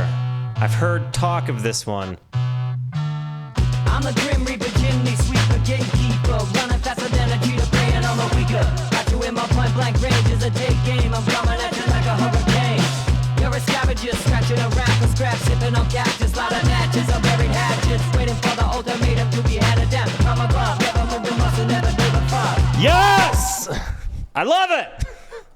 Going back. Waiting for the ultimatum to be handed down from above. Never moved a muscle, never gave a fuck.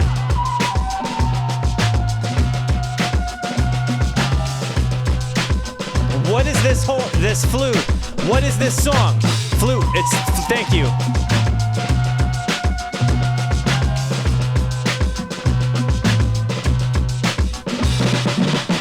If it's bad for business in the business from the hellhound, sniffing out stitches for the stitches, then there's gotta be more than just a stitch. Sniffing out stitches for the stitches. Yeah, stitches for the snitches. I love. Sniffing out stitches for the stitches. I love it. Then there's gotta Love be it. more than just a sin discussion for the ones causing the corruption. Are you having an extension crisis? Time is prices, and advisors analyze it. Break it down into small increments to repent.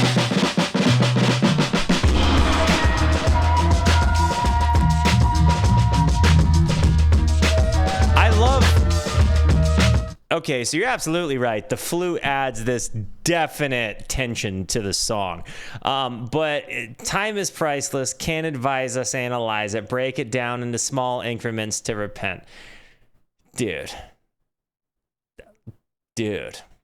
Are you having an existential crisis? That whole stanza there. I'm such a fan.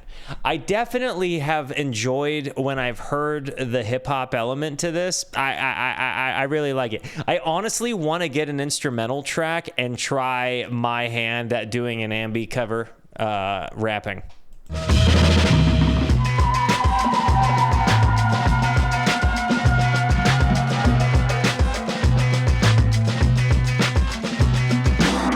Rotted flesh or the wrist. The grim reaper cashes the check. Yeah. Rotted flesh or the wrist. The grim reaper cashes the check. And obviously, check is clearly spelled here wrong. The correct way to spell check, like that you would take to a bank, is CHECK. And don't make me go and get my checkbook. I'm not going to do it because I'm online.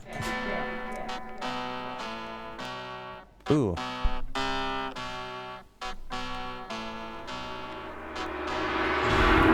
Heaven sent a silhouette of many wicked men. Feeling Yeah. thinking they're the most powerful they've ever been. I begin to comprehend the arrogance within it inside the cranium. Grotesquely tortured, the wretchedness with flash in the portraits with screaming legs. Body bags hanging on the hills, voice with a peg. It's a stench, all that's a offset.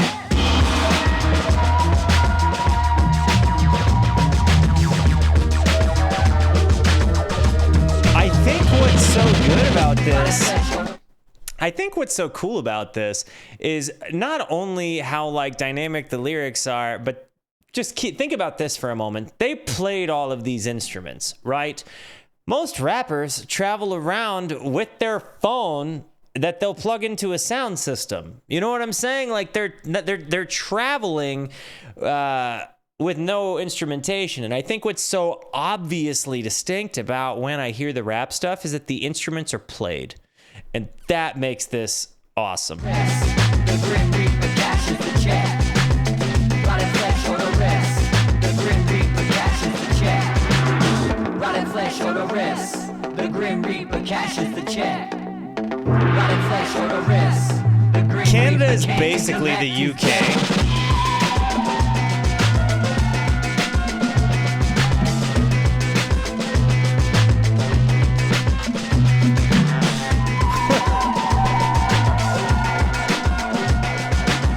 It's not America. Rotted flesh or the rest. The grim reaper cashes the check. Rotted flesh or the rest. The grim reaper cashes the check. Ooh. Ooh. Yes. So presumptuous. Yes. Tongue-in-cheek. So presumptuous. Okay. Belittle me. So presumptuous. Falling at your feet. So presumptuous. Don't agree with your negativity. Eggshell and mind stepping. Yes. Kindred spirits at a crossroads. The world we That built is triangle. on a tilt. Bottled up inside The bongos. Complex, missing in action, didn't even notice. Sounds like negligence. I love this song. Shaken in defense. So presumptuous, with tongue in cheek. So presumptuous. It reminds me of Steal the Wine. It reminds me of the song Steal the Wine Build on me. by War. Sitting up like blow revelation. We're losing momentum. Blase, naive, sheepishly brazen. You're doing the bare minimum. Yeah, like this song definitely reminds me of War a little bit. Like the song Steal the Wine. Maybe that's not War. Steal the Wine. Steal the wine. Take that. Take that pearl. Yeah, that song. You know what I'm talking about. But that's the vibe I'm getting from this particular song. So presumptuous, with tongue in cheek. So presumptuous, build it on me. So presumptuous, falling at your feet. So presumptuous, letting go unwillingly. Dang, so they think that it's thought that this is about Eric, huh? Definitely has me reading the lyrics different.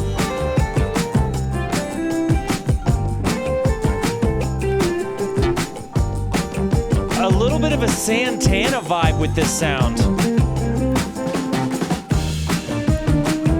Yes, Carlos Santana.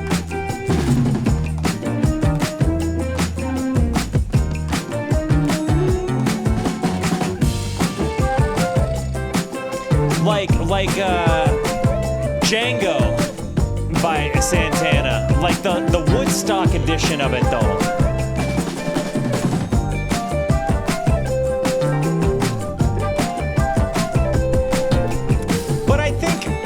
I think another thing to comment on, though, is that is very much what happens when you, put an SG into a Fender amplifier. I mean, I definitely think that is a kind of the sound that we're hearing, is like the neck pick or the bridge pickup on an SG, and a little bit of a wah pedal. But yeah, I definitely am getting a Santana vibe, like a Woodstock era Santana vibe.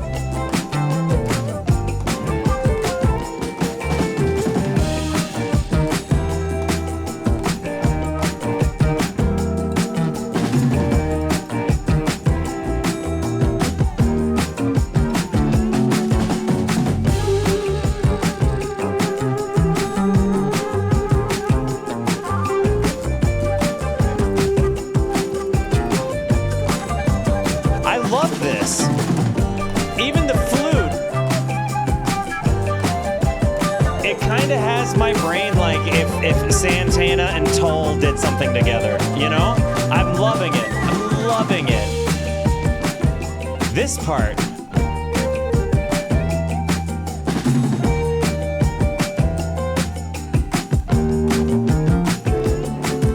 There's a little bit of a Allman Brothers to that sound too. Like a Derek Trucks with the Allman Brothers sort of vibe, but again, that's just that's another SG sound. Like when you don't make the Gibson SG sound like the devil's instrument by making it sound like Angus Young played it, with heavy riff rock oriented, overdriven distortion, you have a totally different sound. The SG is a very versatile instrument. That is the devil's guitar.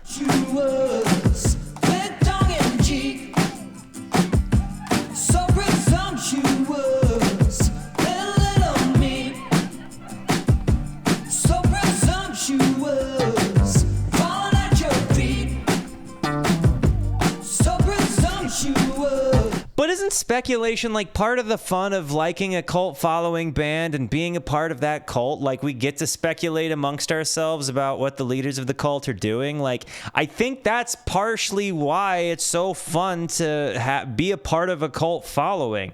And I know I'm a Kevin Smith film fan, so I get it better than most people. What's it gonna take for you to see that? Shove your shoulders, no response. It's become a no nuance. You took for granted all I trust and threw it all away. So presumptuous. Ooh, yeah. I definitely think the Santana vibes have me very happy with this whole arrangement.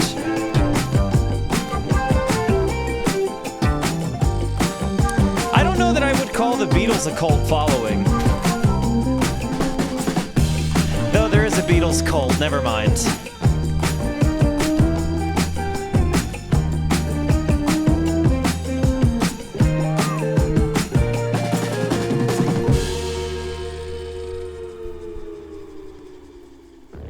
Predator X. Or Predator 10, we don't know yet.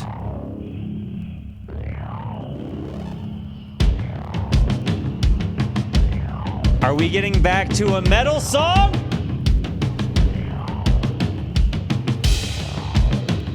Not 10, thank you.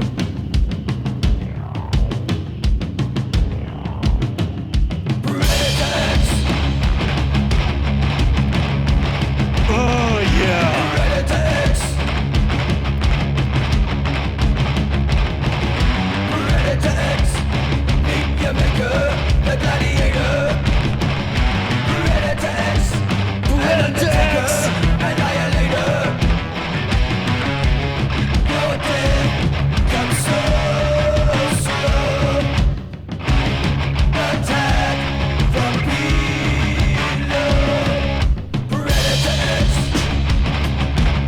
These chugging chords are lit.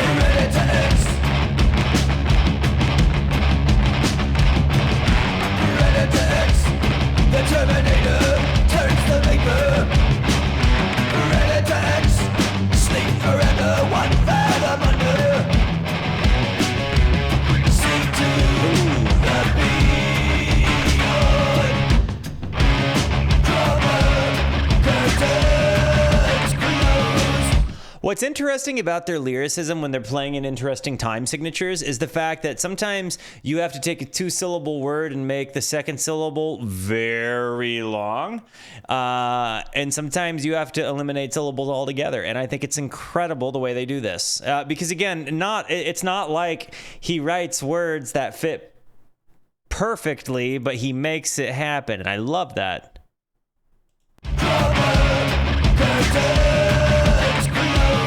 Curtains.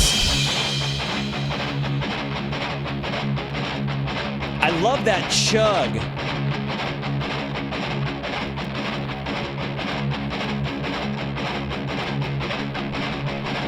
Let's go.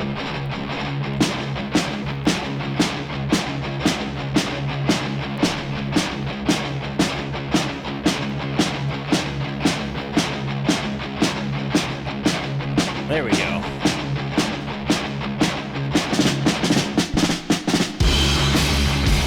Okay.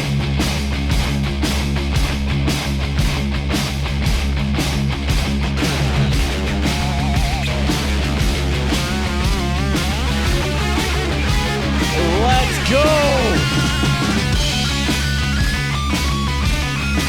I feel like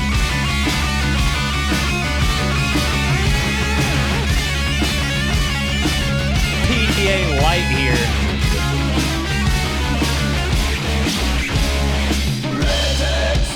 Definitely PDA light here. Predator X. Predator X. Leviathan without a fin. Predator X. Beast from below. What a hero. Perihelion. Thank you. Yes, it very much has that vibe.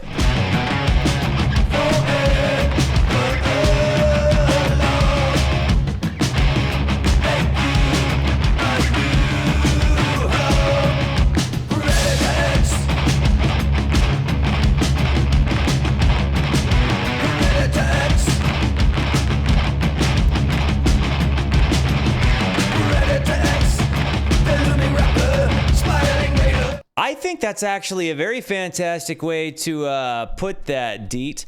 Dietrich, the metal tracks on Omnium are like the PDA songs are made with Rat's Nest production. I think that was actually very eloquent, because I was literally thinking to myself as I was hearing this, like, it sounds to me like PDA light. I said that exact thing, and I feel like that was a very good way to put that. I feel like this song in some ways kind of walked so PDA could run, because I'm definitely hearing the beginnings of it there.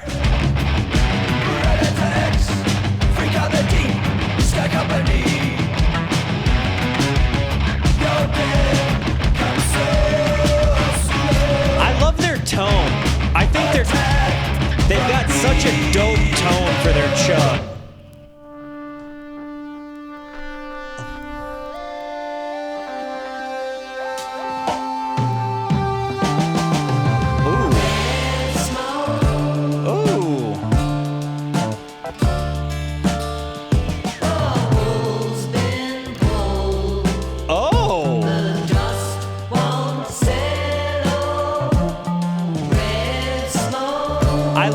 Gotten a much heavier ambi presence here.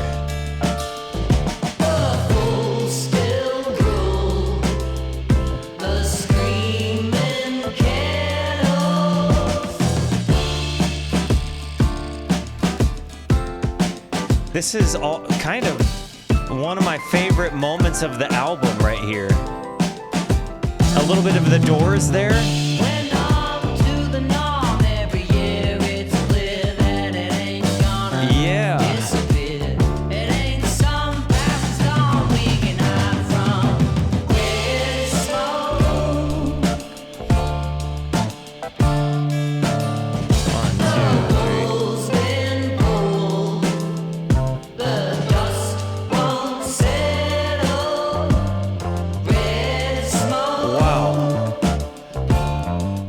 The bass line here is just such a hard hitter. It's so good. But I think that there is, and honestly, I'm kind of just liking the vibe here. It kind of reminds me, I know that this is going to sound like maybe a little bit lofty, but it kind of reminds me of like the tail end of an acid trip I did with some really close friends. And it was like 4 a.m. and we're all just kind of stood around like, sat around in the living room, like passing, burning the fern together. And it was like, we're kind of on that part where it was like super, like we're towards the tail end, almost going to be able to sleep. And, we were listening, just to some chill, like Floyd. And this song is giving me that kind of memory. Like, obviously I'm a sober person now, so like those days are long behind me, but it's weird how this song has kind of put me into a moment. And I think it's interesting that music can do that for you, because obviously I'd never heard of King Gizzard and the Lizard Wizard when I'm talking about the story I'm telling you. But I definitely find myself revisiting that moment in my head. And I think that says, again, a lot about musicians. And I think that maybe there's a little bit of a Floyd vibe to this, even though it's a little bit different. I think the bass line has been my favorite so far, but I think that the intersection of bass and synth here, along with the big spacey ambient vocals that Ambi has here, and there's just a lot I find myself really digging about the first minute and 22 seconds of this song.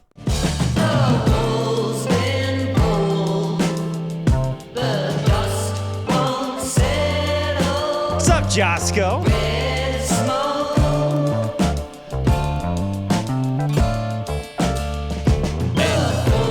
Even the acoustic guitar accents there in the background.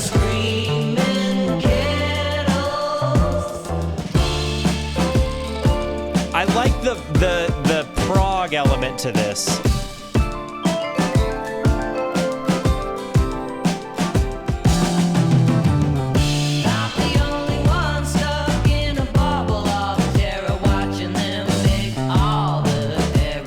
I love that part. Why would you skip this song?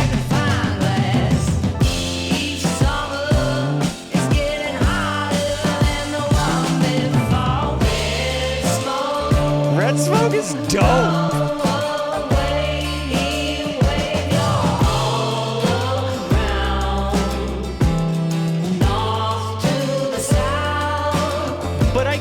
lot of love for indie rock. You know what I mean? And I feel like there is definitely an element of like some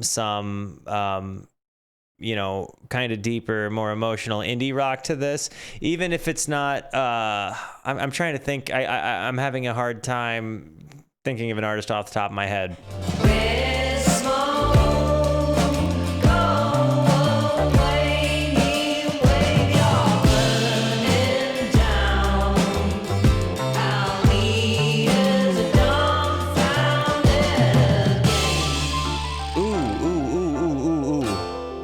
The Doors right there for days. There's a huge nod to psychedelia with this album.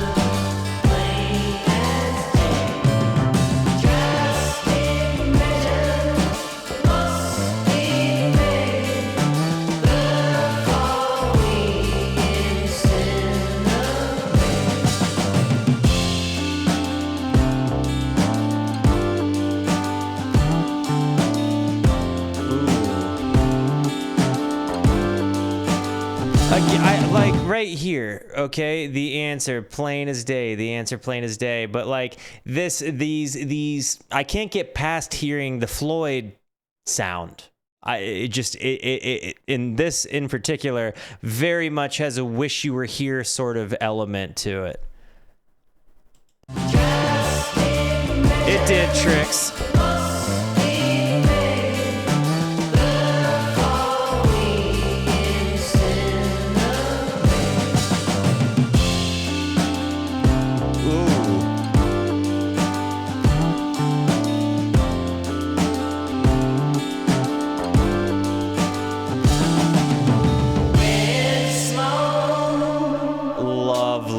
This song,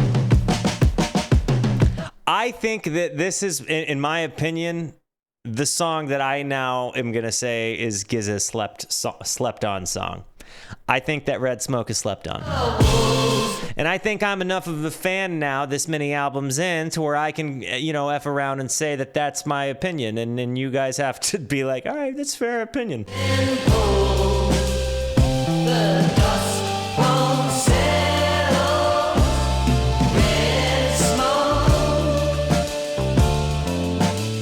The bass line here is so good.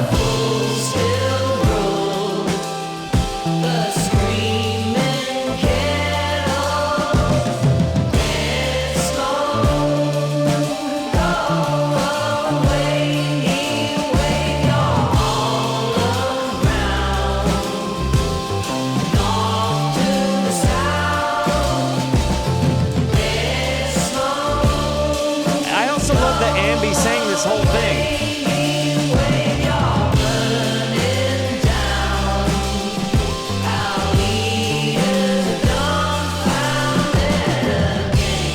Like, I loved this. I loved this. I being from the desert, I get it. Ooh, this is nice. Ooh, this is quite nice. This is good.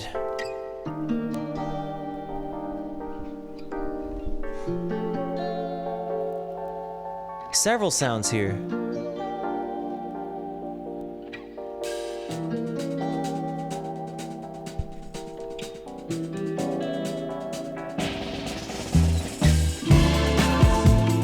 That was a moment that you could definitely identify that there were two drummers. And I'm going to call attention to this because I don't think that people without a musical ear would necessarily know this. But I want you to be listening to the hi-hat. And with that hi-hat, he's doing a two-stick maneuver. There's no way he's doing doing it so fast, I don't think. But you'll hear the hi-hats lead into a drum roll, and there's a little bit of offset there. He doesn't...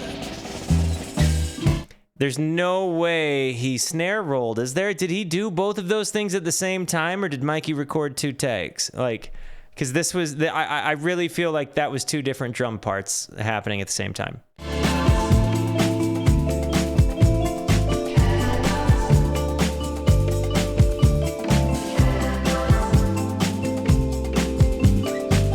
I'm kind of getting like a 60s, 70s shopping vibe.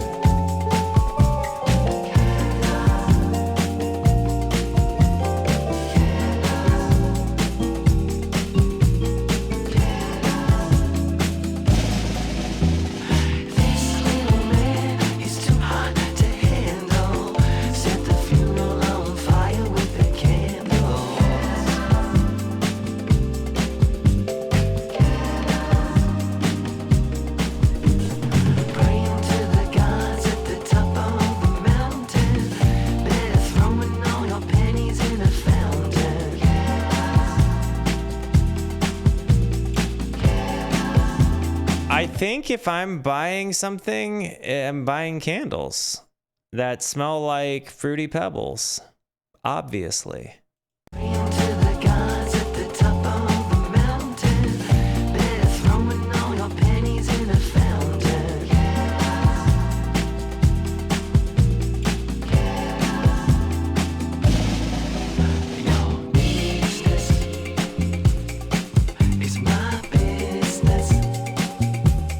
You're right, Mush.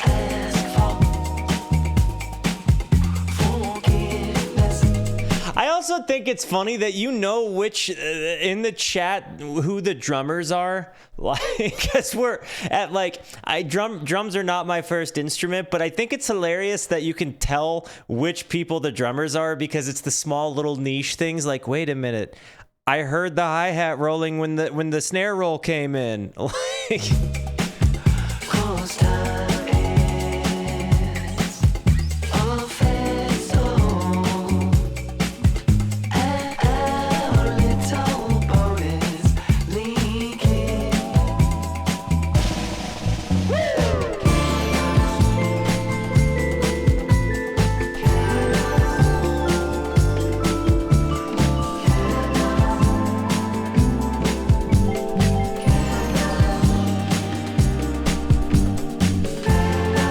This is the music I dance ballroom dancing by myself to, alone in my bedroom when nobody's watching.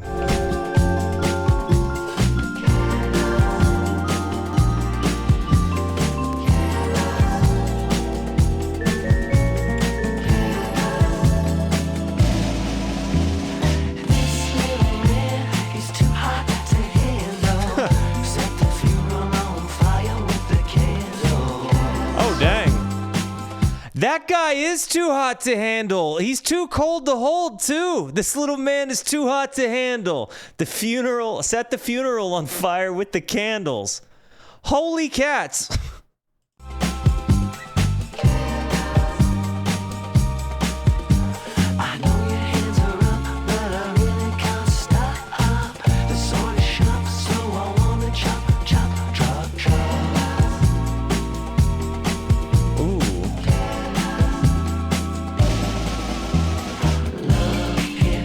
Love this. Candles is dope. But I think while it's a fun song, it's definitely kind of one of the, in my opinion, weaker ones on the album. Because again, there's so many on it. We've spent almost 2 hours, over 2 hours now, listening to music together.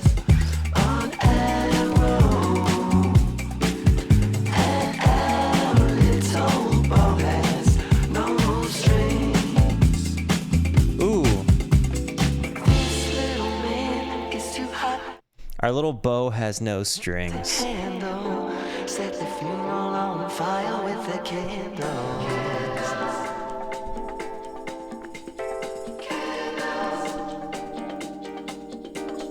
My little heart is cold as a moth. Let the weight of it drop like an iceberg.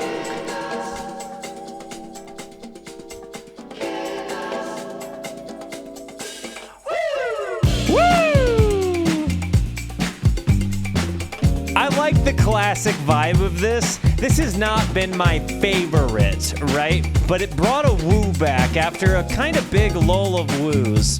And so I feel like Candles has been a fun song. It's been a good song. Definitely reminds me of like a 60s shopping extravaganza.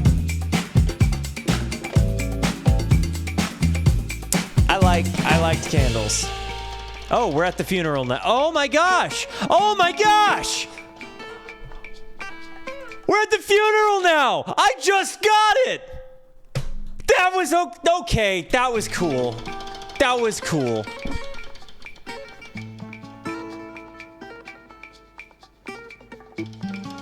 This is where...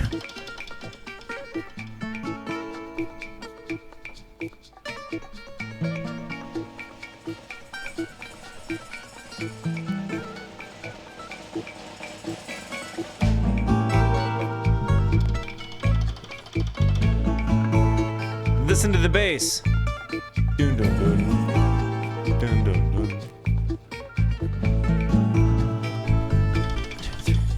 1, 2, 3, 4, 5, 2, 3,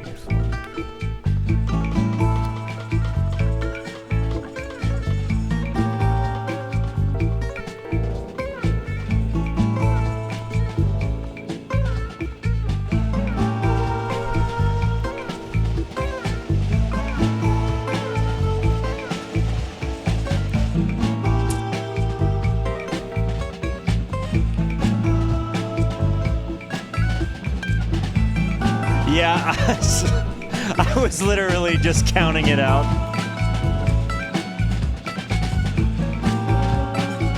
They were playing him on the offbeats, but that's why I was like...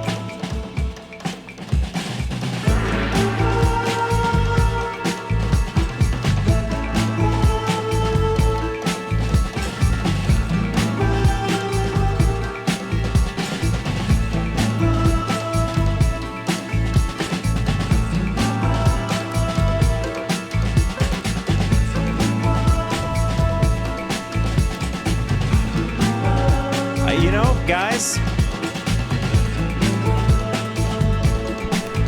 I think The Funeral is the most slept on song.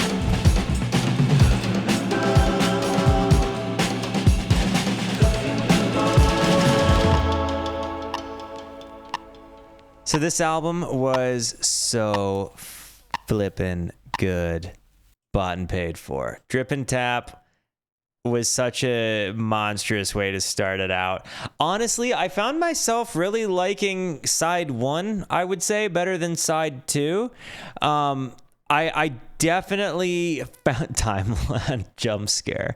I definitely think that this album is going at least A, potentially B.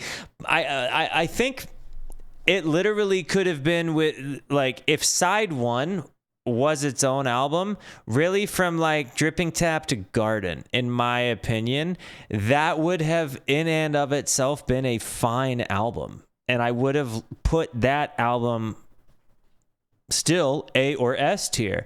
I think when you have all of these other songs, it was a big project. It was a big to do, right? But I think that they left themselves room to make songs that weren't as awesome as some of the awesome ones. And that could just be my opinion, but I definitely kind of got the impression that I wouldn't have felt a miss if we went from song 1 to song 8, literally just side 1. I will also say that I think I really did hear some of my favorite moments of all of Giz on this particular record. I mean, from some of the crazy guitar work, I liked how eclectic it was. I would even go as far as to say the album has a bombastic nature built into it because everything continues to change. So it is both bombastic and eclectic. I mean, it is as miscellaneous as it gets, but I found myself in some parts of this album thinking, man, I can't believe this is the band that does Dragon. I found myself at other parts of this album thinking, yeah, that's definitely the band that did Dragon. I found myself thinking like, wow, they really could do like a Funkadelic entire album or a jazz entire album or I mean, any number of things. I think it really kind of showed me a lot more that was within the wheelhouse, things I might not have heard yet. I didn't know that they had the Funkadelic and jazz thing down. I didn't know that that was within what they were doing. And as far as the jazz thing goes, that I think really, really, really stood out to me. On this album right now, the one that stands out kind of as like the favorite in my head is Kepler 22B, Magenta Mountain, Gaia, and the Dripping Tap. Like, I would say it probably... Man, not in that order. It's hard to compare the Dripping Tap to any of the other three, other than maybe Gaia for me. So there's a lot to this one. I'm really gonna have to think on this one. But I also think Evilest Man really hit me hard. Like, I really, really, really loved Evilest Man. But I really liked my first Cookie song. So I don't know. There's a lot here. There's a lot here. And I think far more than I could possibly chew apart on a first listen. This is going to take some digging. I'm probably going to spend like a week straight listening to this. But guys, I absolutely loved this album. I absolutely love you guys. Not to mention, let's give a shout out to the album opener. I mean, I completely forgot the name of the song, part 2.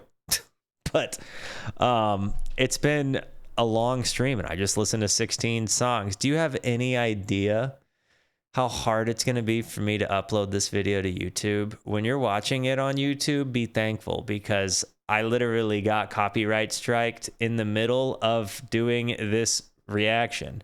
Just so you can see, I ended up getting a copyright strike in the middle of this reaction. So I earned it for Giz today.